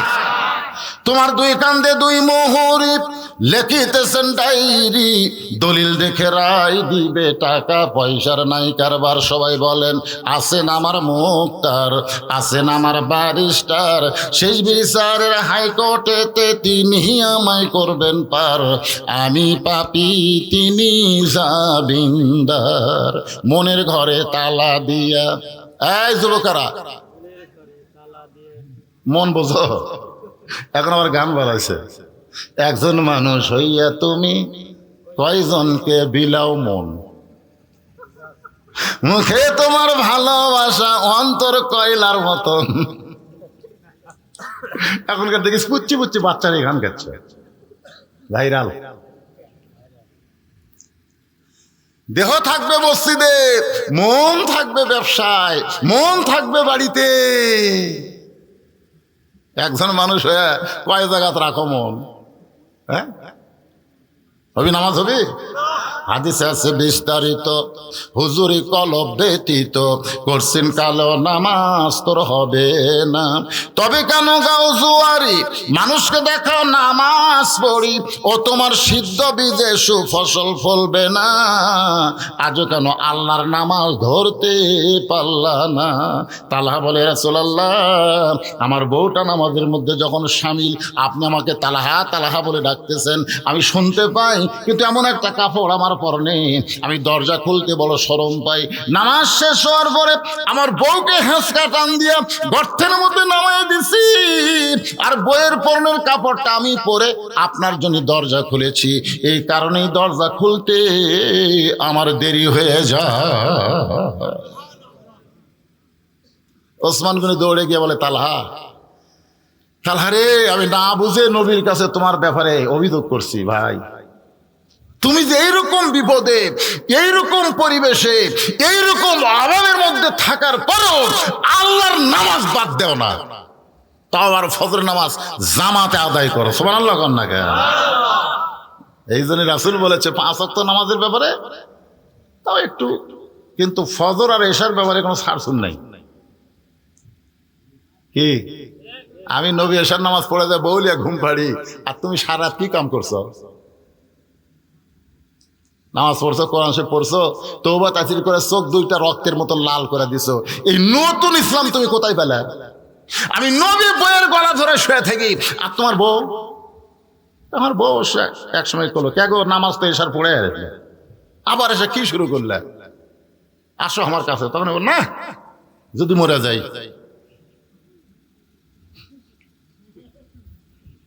বউ হাক 3 বার 4 বার ডাকছে, কিন্তু আমি যাইনি।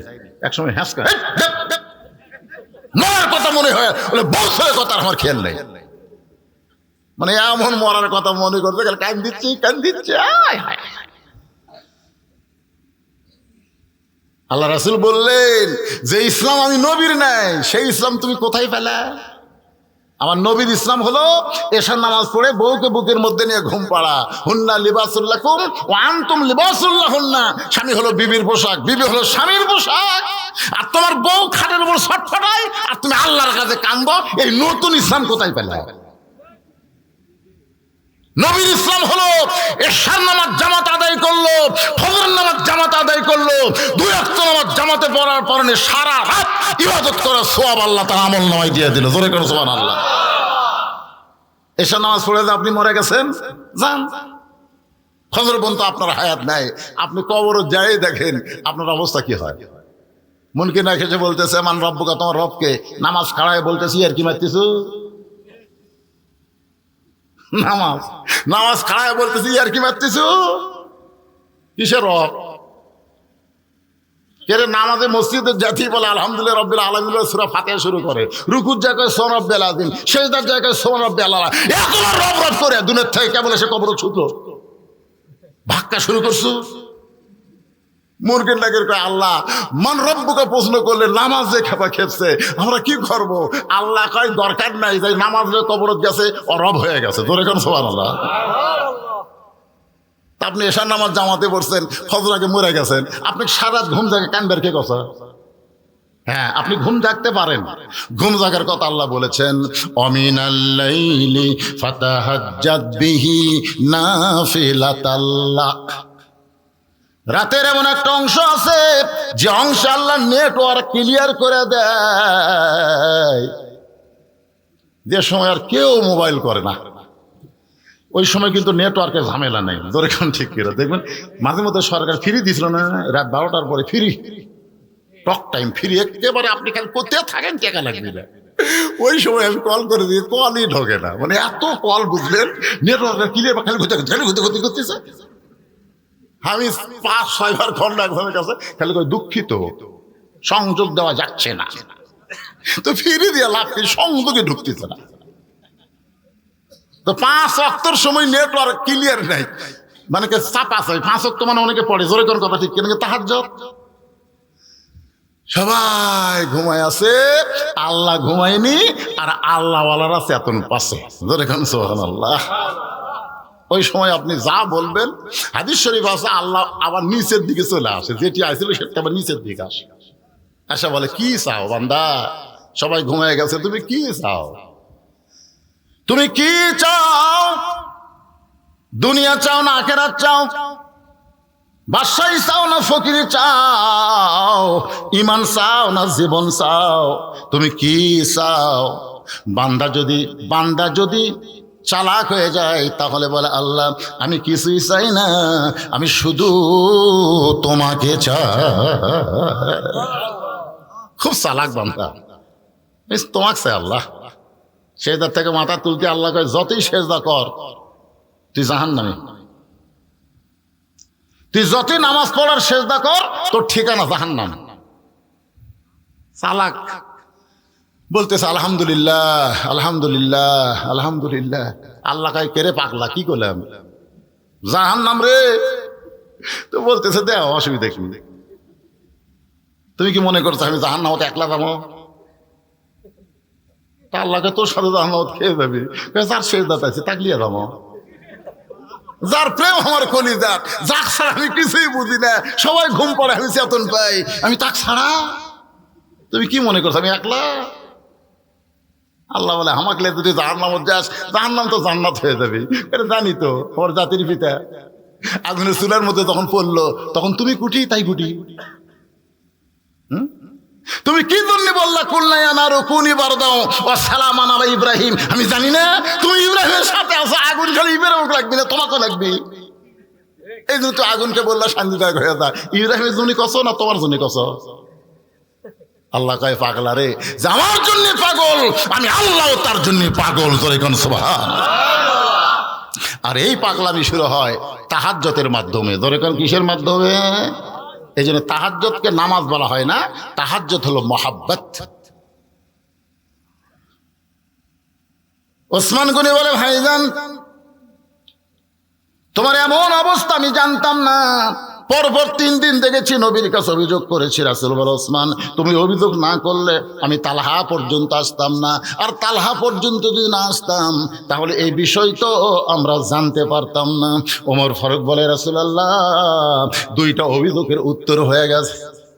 কি জন্য? তালহা ফজরের সালাম ফেরে বাড়ির দিকে দৌড়ায়, আর 3 বার তালহা তালহা বলে ডাকার পরে তালহা দরজা খুলতে কেন দেরি করলো? এই 2টার অভিযোগের উত্তর হয়ে গেল। কিন্তু আমি তো অভিযোগ করলাম একটা মাসুম বাচ্চাকে তালহা রশি দিয়ে খুঁটির সঙ্গে বেঁধে রাখছে, এইটার ব্যাপারে কিছু বলবেন না? রাসূল বলে, তালহা রে, শিশু বাচ্চাদের স্নেহ করা, বড়দেরকে সম্মান করা, আর সমবয়স্কে মহব্বত করা, এই 3টাই হলো নবীর সুন্নাত। ছোট বাচ্চারা যদি মসজিদে যায়, আপনাদের মসজিদে ছোট বাচ্চারা যায় না?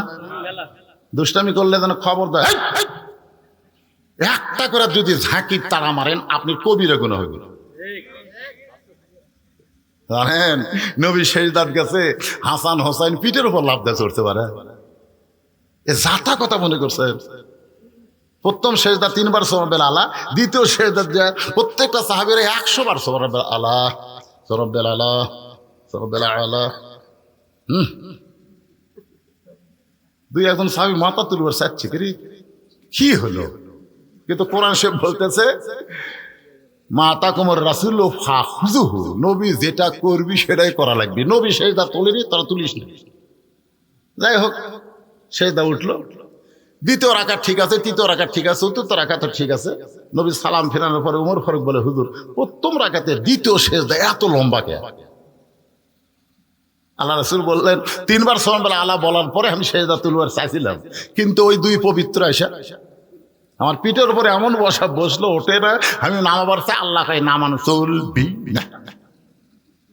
যতক্ষণ আপনার পিঠে বসে থাকবে আপনি সেজদার মধ্যেই থাকবেন। ছোট বাচ্চাদের এমন স্নেহের কথা আল্লাহ বলেছে, তোর এখন সুবহানাল্লাহ। কাঁধের উপর চললো, নামান যাবে না। আর মসজিদের মধ্যে এসে আপনি সেজদার সামনে কি আর জীবনে মসজিদে আসবি? ছোট বাচ্চা এমন ভয় খাওয়া খাবি, মসজিদে তো মুসল্লি নেই, মসজিদে তো টাকা আছে, আর যাবি না। আমরা মক্কা মদিনা দেখছি ভাই, মক্কা মদিনা যে দেখছি ছোট ছোট বাচ্চারা বল লেগেছে, পারে বল খেলতে একজন বল মারিতে আমার সেটি লেগেছে।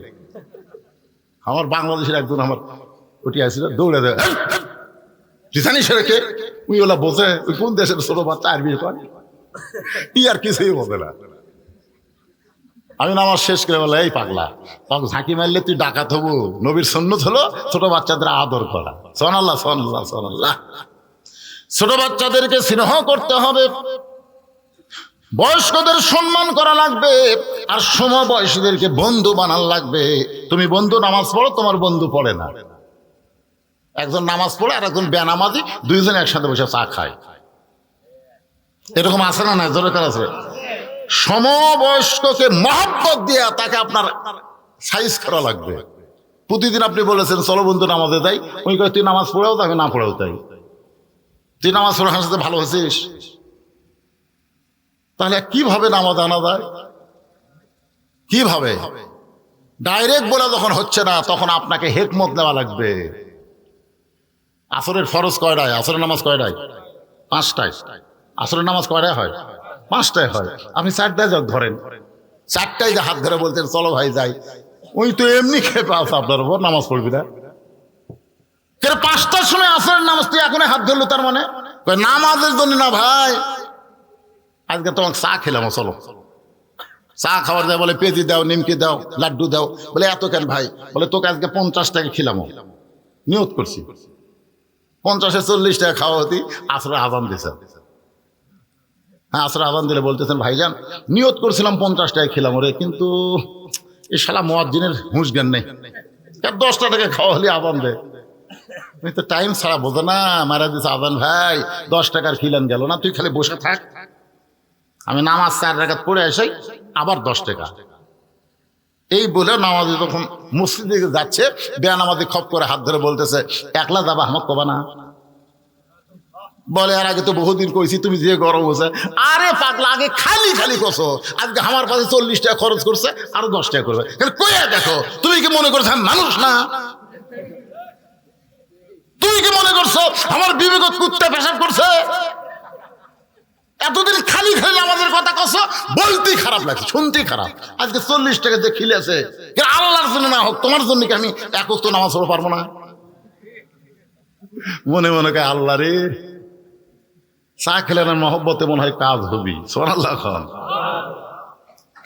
ভাইজান, এতদিন নামাজের কথা বললি, তুমি যে গরম, আজকে কিন্তু তোমাকে ওযু করা লাগবে। বলে, তুমি যদি গোসল করবার কও, আমি রাজি আছি, অসুবিধা নেই। ওযু করার পরে বলে, ভাইজান আল্লাহর ঘরে ঢুকতে গেলে নিজের ইচ্ছা মতো ঢোকা চলবে না, ডান পায়ে ঢুকতে হবে। শুধু ডান পায়ে ঢুকলে হবে না, জবান খুলে একটা দোয়া পড়া লাগবে। দোয়া পড়ার পরে মসজিদের বারান্দায় আল্লাহওয়ালা বান্দা এক দৌড়ে সামনে যায়। সামনে গিয়ে বলতেছে, আল্লাহ আল্লাহ, আমার দায়িত্ব হলো তোমার বেয়ানামাজিকে মসজিদের মধ্যে হাজির করে দেওয়া, আর তোমার দায়িত্ব হলো হেদায়েত দেওয়া। আমার দায়িত্ব শেষ, তোমার দায়িত্ব শুরু। এখন তুমি কি করবা? তুমি আর আমাকে ধরবার পারবা না যে তুই নামাজি হয়ে বেয়ানামাজির সাথে বন্ধুত্ব করলু কেরে। আমি কিন্তু আল্লাহ এর পিছনে 40 টাকা খরচ করছি, খালি খালি লয়। এই মসজিদের বারান্দা চাচ্ছি, এখন তুমি কি করবা? দায়িত্ব কার? আমার দায়িত্ব কি? বান্দার দায়িত্ব হলো দাওয়াত দেওয়া। ধরে কোন কি দেওয়া? কথা কন না কেন? বান্দার দায়িত্ব কি? দাওয়াত দেওয়া। আর আল্লাহর দায়িত্ব হলো হেদায়েত দেওয়া। আমার দায়িত্ব শেষ, তোমার দায়িত্ব শুরু। জাগা মতো মারছে। ধরে কোন কি মতো? আসরের নামাজ শেষ করার পরে সব মুসল্লি বাড়ায়, উনি আর বাড়ায় না। আরে ভাই, নামাজ শেষ হচ্ছে রে, সবাই গেছে, চল যাই, আরো 10 টাকা খেলাম চা। বেনামাজি কান্দের বলে, ভাইজান নামাজের মধ্যে এত শান্তি আগে কোনোদিন বুঝি নাই। নামাজের কথা শুনলেই কানে খারাপ লাগতো ভাই, কিন্তু আজকে নামাজের মধ্যে ঢুকে দেখি নামাজের মতো শান্তি আর কোথাও না। যারা 5 ওয়াক্ত নামাজ ধরেছেন, আমি তাদের বলবো, একদিন আপনারা এশার নামাজ না পড়ে বিছনায় যাবেন। একদিন ভালো লাগবে, মানে যতক্ষণ নামাজ আদায় না করবেন ততক্ষণ আপনি ঘুমাবার পারবেন না। কারণ এমন একটা পরিস্থিতি হবে, আপনি নামাজ ছাড়তে চাইলেও নামাজ আপনাকে ছাড়বে না। জোরে কোন কথা ঠিক কিনা? এই জন্যে নামাজ সম্পর্কে বলা হয়েছে, আসসালাতু মিরাজুল মুমিনিন। নামাজ হচ্ছে মুমিনদের মিরাজ। নামাজ বান্দাকে আল্লাহর কাছে পৌঁছে দেয়। জোরে কোন সুবহানাল্লাহ। ওয়াসজুদ ওয়াক্তারিব, ওয়াসজুদ ওয়াক্তারিব। আল্লাহর নিকটে বান্দাকে পৌঁছে দেয়। অনেকে বলে না, বান্দা আল্লাহর নৈকট্য হাসিল করে। নৈকট্য মানে কি? আর আল্লাহর নিকটে বান্দা পৌঁছে যায় সেজদার মাধ্যমে। আর যে ইবাদতের মধ্যে সেজদা থাকে, ওই ইবাদতের নাম কি? আরো জোরে কোন। সেই নামাজের মধ্যে ধৈর্য লাগবে, ধৈর্যর নামাজ। এইটা বোঝানোর জন্য বলতেছে, একটু মনোযোগ দিবেন। রাসূল বলে, তালহা তোমার কসি মাসুম বাচ্চাকে তুমি রশি দিয়া খুঁটির সঙ্গে বেঁধে রাখছো বাবা, তোমার বাচ্চার প্রতি কি তোমার মায়া নাই?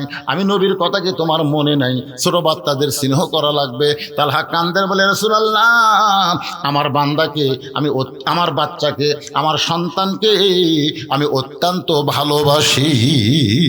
সুবহানাল্লাহ না কেন? ওমর ফারুক বলে, তালহা পাগলামি শুরু করছে। তুমি সন্তানকে রশি দিয়ে খুঁটির সঙ্গে হাত পাও বাঁধে থুছে গরু ছাগলের মতন, এরপরেও তুমি বলতেছো আমার সন্তানকে আমি অত্যন্ত ভালোবাসি। আল্লাহ রাসূল বলে, ওমর তুমি কথা বন্ধ করো, তুমি কথা বন্ধ করো, দেখি তালহা তার সন্তানকে ভালোবাসে, এটা তার প্রমাণ কি? তালহা বলতে, হুজুর সন্তানকে ভালোবাসা একটা হলো জান্নাতের জন্যে, আর একটা হলো দুনিয়ার জন্যে। প্রকৃত বাবা হলো তারাই যারা সন্তানকে জান্নাতের জন্য ভালোবাসে, সন্তানকে জান্নাতের মধ্যে ঢুকাতে চায়, জান্নাতি করতে চায়। এই শিক্ষায় এই আমল দিয়ে যারা সন্তানকে গড়ায় তারা হলো সন্তানের প্রকৃত বাপ। জোরে কোন কথা ঠিক কিনা? আর নকল বাপ কারা? সন্তানের দুনিয়ার সুখ চায়। আমার সন্তানের 10 বিঘা ধানি জমি হলেই, মাথা গোজার মতন একটা ছাদ ঢালাই বাড়ি হলেই, টিন শেড বাড়ি, বড় বড় পাথর পরে ভাঙ্গা দেবি রে, ব্যাংকে খালি 20টা লাখ টাকা থাকলে আর আমার সন্তানের টেনশন নাই। চা খাওয়ার কয় আমার এক সন্তান আমেরিকাতে, ভাই কি গরম, যাইতে আসে কয় ভাই আমার তরফ থেকে 1 কাপ খা ভাই, আমেরিকাতে তোর বেটা। আর একজন মুখ বন্ধ করে আছে, কে ভাই মুখ বন্ধ কেন? বলে ওই আমেরিকার বাপে শুনতেছি, শালা ফাটা বেটাকে আমেরিকার পেটাতে গরম মাথা। আমার বেটা সৌদি আরব আছে, আমি একবারও করছি না। ওই জানো আমেরিকার মুসলমান গেলেও বেঈমান হতে পারে, আর সৌদি আরবে বেনামাজি গেলে নামাজি হতে পারে। জোরে কোন কথা ঠিক কিনা? তুমি প্রকৃত বাপ তখনই হবা যখন তোমার সন্তান সৌদি আরবে থাকবে, আমেরিকা তোমার বেটা থাকে, লন্ডনে তোমার বেটা থাকে, তুমি ভেজাল বাপ। ভেজাল বাপ। গ্রামে হাফিজি মাদ্রাসা আছে, প্রাইমারি আছে, ওই বাচ্চা প্রাইমারি ভর্তি করে দিয়ে কহেন বাপ, তুই ভেজাল বাপ। ধরে এখন কি বাপ? তুই বাচ্চার হাতে আগডম বাগডম ঘরডম সাথে ঢাকঢোলক ঝাঁঝর বাজে এই মিথ্যা শিক্ষার ব্যাগ তুলে দিছিস, তুই ভেজাল। আসল বাপ হলো যালিকাল কিতাবুল রাইবা ফীহি হুদাল লিল মুত্তাকিন, সত্য শিক্ষার কোরআন যে সন্তান হাতে তুলে দিয়েছে, যেই কিতাব ধরতে গেলে লা ইয়ামুসসুহু ইল্লাল মুতাহহারুন, যতক্ষণ পবিত্র না হবা ততক্ষণ পর্যন্ত আল্লাহর কিতাব ধরা যাবে না। এই সত্য শিক্ষা, পবিত্র শিক্ষা যে সন্তানকে বাবা যে সন্তানকে দিল সেটা হলো আসল বাপ। সন্তানকে ফটকা দেয় না, ঈদের দিনে ফজরের নামাজ জামাতে নিয়ে যায়। জোরে কোন কথা ঠিক কথা কন না কেন? 7 বছরের 6 বছরের বাচ্চাকে বাবা মসজিদে নিয়ে গেছে, আর কতগুলা বাপ শালা ফজরের নামাজে নিয়ে যায়নি, ঈদের মাঠত নিয়ে গেছে, চাপাত খালি জুতে দেবে। আছে না নাই?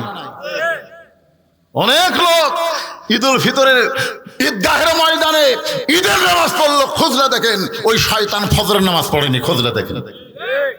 তুমি বেটা ফজরের নামাজ না পড়ে ঈদের মাঠে গিয়ে নামাজ পড়তেছো, তোমার মতন বড় গাদ্দার, বড় জালেম বাংলার জমিন আর নাই। জোরে কোন কথা ঠিক কিনা? সবচাইতে বড় জালেম ফজরের সময় ঘুম পাড়ছে, ঈদের মাঠে নামাজ পড়ে গেছে। আর কতকগুলা রোজাই রাখেনি। আর যারা মোশান ভাই ওই হুজুরের সাথে মোলাকাত করে 500 টাকা দেয়, হুজুর 500 টাকা দেয়, আল্লাহ জান্নাত দিও, শালা একটা মাস রোজা করেনি, হুজুরের হাতে 500 টাকা দিলি জান্নাত। মন খারাপ করতেছেন? নিজের চোখে দেখা জিনিস ভাই যান, আপনার সন্তানকে ফজরের নামাজে নিয়ে যান। আপনি আসল বাপ আর ভেজাল বাপ।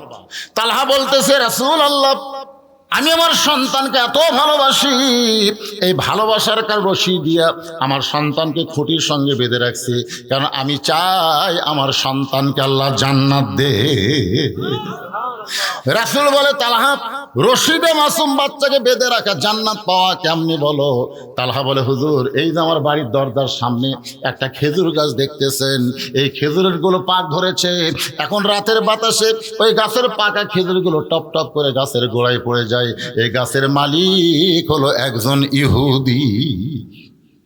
এই গাছের মালিককে ইহুদি, কিন্তু আমার দরজা এই পাকা খেজুরগুলো পড়িছে, আমার বাচ্চার পেটে ক্ষুধা। এখন ক্ষুধার জ্বালায় ঘুম থেকে উঠে ইহুদির গাছের যদি খেজুর খাই, আমি এদিকে ফজরের নামাজ পড়তেছি, আমার ছেলে ইহুদির গাছের খেজুর খাচ্ছে। আমি একজন মুসলমান, আমার সন্তান ইহুদির গাছের খেজুর খাবে, ওই মরে যাক, কিন্তু ইহুদির গাছের খেজুর খাবে, এটা আমি সহ্য করতে পারি না। আমার সন্তান আমার সামনে কোকা কোলা খাবে, আমার সন্তান আমার সামনে স্পিরিট খায়, টাইগার খায়, 7 আপ খায়। আপনিও কিনা দিচ্ছেন, আপনি জানেন এগুলা সব ইহুদির পণ্য। এগুলা খাওয়া মানে মুসলমানের রক্ত খাওয়া। মুসলমানের কি খাওয়া? ইসরায়েলি পণ্য নেওয়া মানে মুসলমানকে গুলি করা। ওরা পানি বিক্রি করে যেই টাকা পায়, সমস্ত টাকা মুসলমানকে গুলি করার জন্য ব্যবহার করতেছে। ধরে কোন কথা ঠিক কি কথা? আপনার সামনে আপনার ছেলে কোকা-কোলা খাচ্ছে, আপনি কারে লিভার পারছেন? শয়তান, এটা খাওয়া চলবি না বলছেন? যে দোকানে চলতেছে, দোকানে কইছেন এই এটা ইসরায়েলি পণ্য, এটা কিনাও চলবে না, বেচাও চলবে না, এটা বেচাও হারাম, খাওয়া হারাম। মান তাশাব্বা বিকওমিন ফাহুয়া মিনহুম, যে যাকে মহব্বত করবে, যে যাকে সহযোগিতা করবে, তার সঙ্গে আল্লাহ তার হাসর নাসর করবে। জোরে কোন কথা ঠিক কি না? 400 বছরের পুরাতন বাবরি মসজিদ ভাঙ্গা এই শালারা নাম মন্দির বানালো। ভারতে মন্দির বানানোর জায়গা নাই? জোরে কোন জায়গা আছে না নাই? তো অন্য ফাঁকা জায়গাত মন্দির না বানায়া মসজিদ ভাঙ্গা মন্দির বানায় প্রমাণ করে দিল। আর যাই হোক, হিন্দুরা মুসলমানকে সহ্য করতে পারে না। জোরে কোন কথা ঠিক না? সেই ভারতের স্টার জলসা জি বাংলা মুসলমানের ঘরের মধ্যে চলতে দেওয়া যাবে? যে বউ জি বাংলা স্টার জলসা দেখবে তাকে বুঝাই দিবেন বাবরি মসজিদ ভাঙ্গার কথা বলে। এরপরেও যদি স্টার জলসা জি বাংলা দেখবার চায়, দরকার হলে বউ পরিবর্তন করবেন, কিন্তু ভারতের চ্যানেল বাংলার মুসলমানের ঘরে চলতে দেওয়া যাবে? আর কথা কয় না।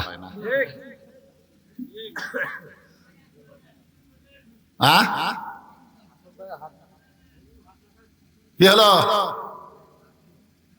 জ্বলতিছে? আমি বাংলাদেশের বহু পুরুষকে বলছি কেমন স্টার জলসা জি বাংলা কেমন, ওরা বলে হুজুরটা মেয়েকের চ্যানেল, হুজুর ওটা আমরা কোনোদিন দেখি না। মানে এমন ভাবে নাটক সেট করছে, একটা মরদ মানুষকে ভালো লাগবে না। মরদ মানুষ তুই দেখবার চাই 2-4 মিনিট দেখে দেখা যাবে। যদি কোনো পুরুষ মানুষ দেখে, বুঝবেন ওই পুরুষ না, ওই গোপনে হিজড়া হয়ে গেছে। ধর এখন কি আছে, ভারতের চ্যানেল কোনো মরদ মানুষ দেখে না, যদি কেউ দেখে বুঝবেন হিজড়া।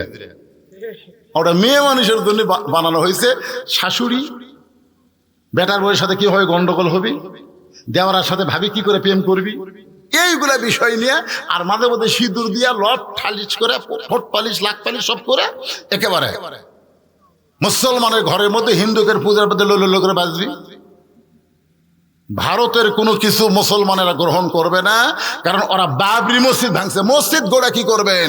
সেই মসজিদ যদি হিন্দুরা ভাঙ্গা দেয়, মুসলমানের কলজাতে আগুন লাগছে। জোরে কথা কন না কেন?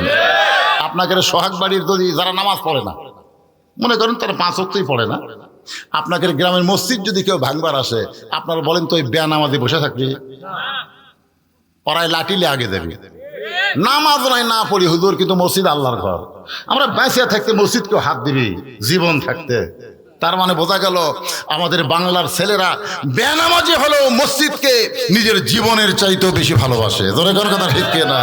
আর সেই মসজিদ ভাঙ্গা ওরা রাম মন্দির বানাছে। আর সেই ভারতকে আমরা কলিজার মধ্যে রাখবো? কথা কন না কেন?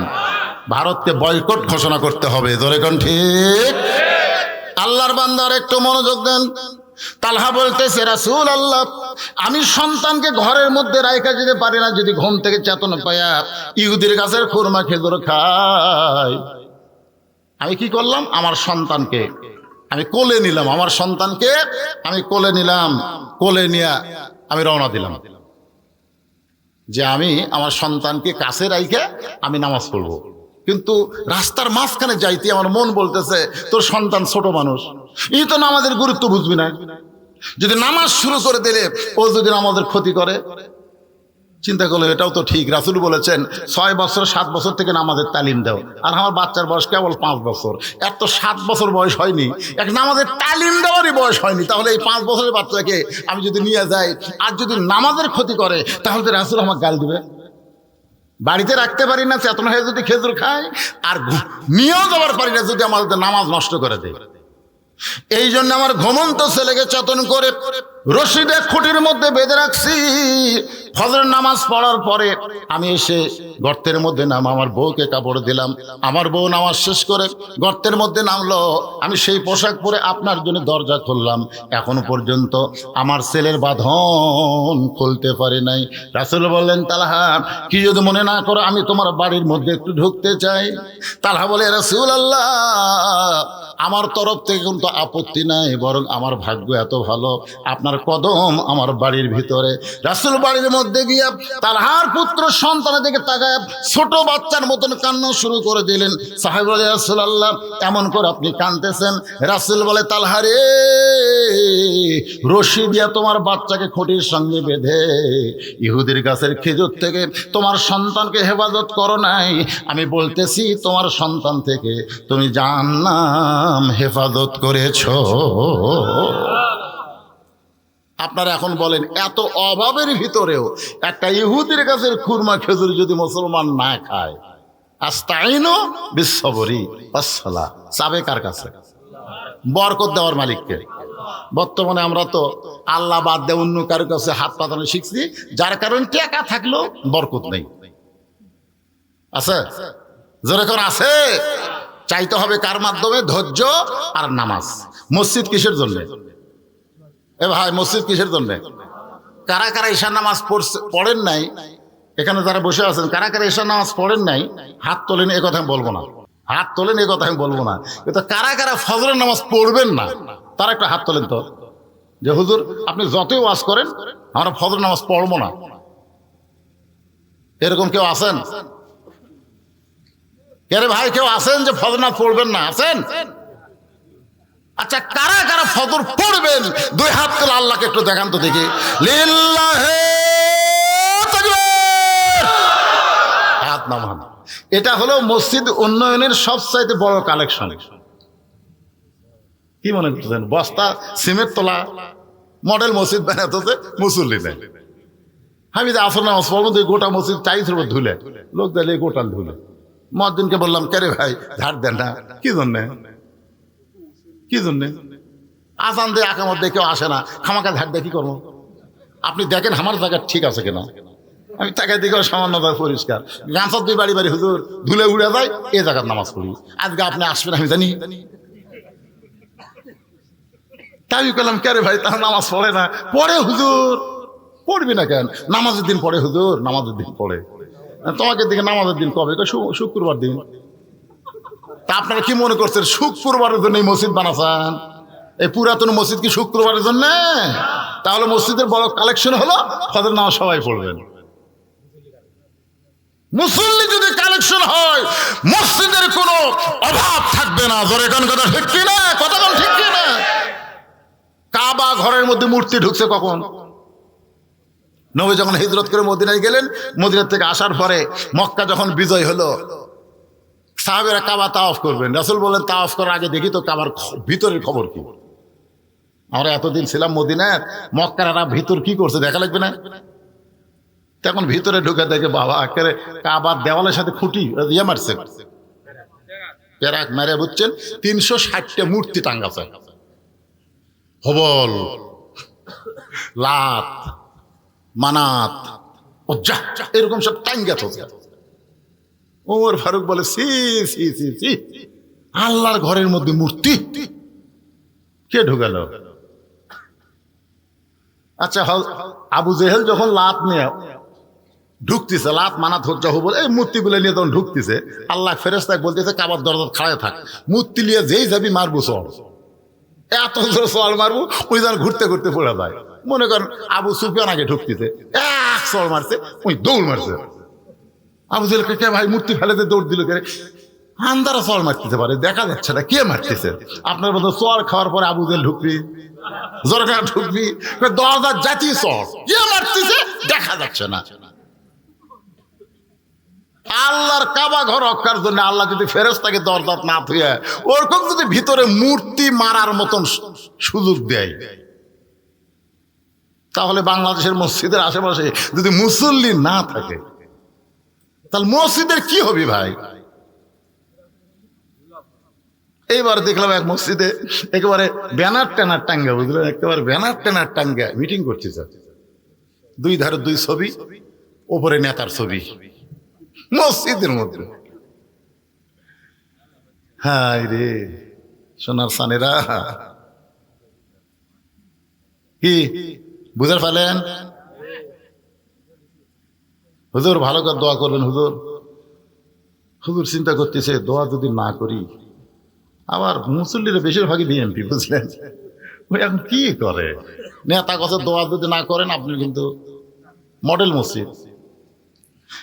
রব্বানা আতিনা ফিদ দুনিয়া হাসিনা ওয়া ফিল আখিরাতি হাসানা ওয়া কিনা আযাবান্নার। রব্বানা আতিনা ফিদ দুনিয়া হাসিনা, মানে হাসিনা দখল দুনিয়া চলে গেছে। ওয়া ফিল আখিরাতি হাসানা, আল্লাহ আখিরাত ভালো দিও। আল্লাহ কয় দুনিয়া হাসিনা দিয়ে আমার কাছে আখিরাত লিব। বুঝতে পারছেন?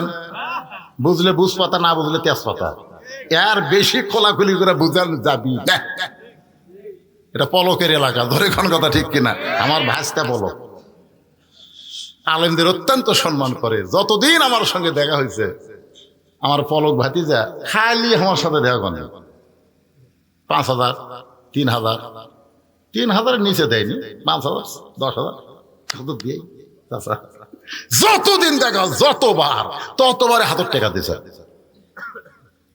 আমি যখন প্রথম বিলদহর ওয়াজ করি সেই বছর পলক ডানাচ্ছে, বুঝলেন? আমি ওয়াজ করে আসতেছি, মিস করছে, গাড়ি মিস করছে। ওই যাচ্ছে, আমি ওয়াজ শেষ করে আসতেছি, বুঝতে পারছি রে বলছিস ভাই, ওই থামে হুজুর দোয়া করুন। কে বাবা তুই? আমি এমপি ডানাচ্ছি।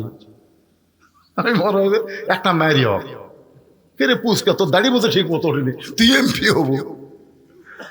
সোহানাল এত ভক্তি, এর সরাসরি আমার কদম বসি করে চাচা চাচা বলে ওই যে ভক্তি শুরু করলে এখনো সেই ভক্তি আছে।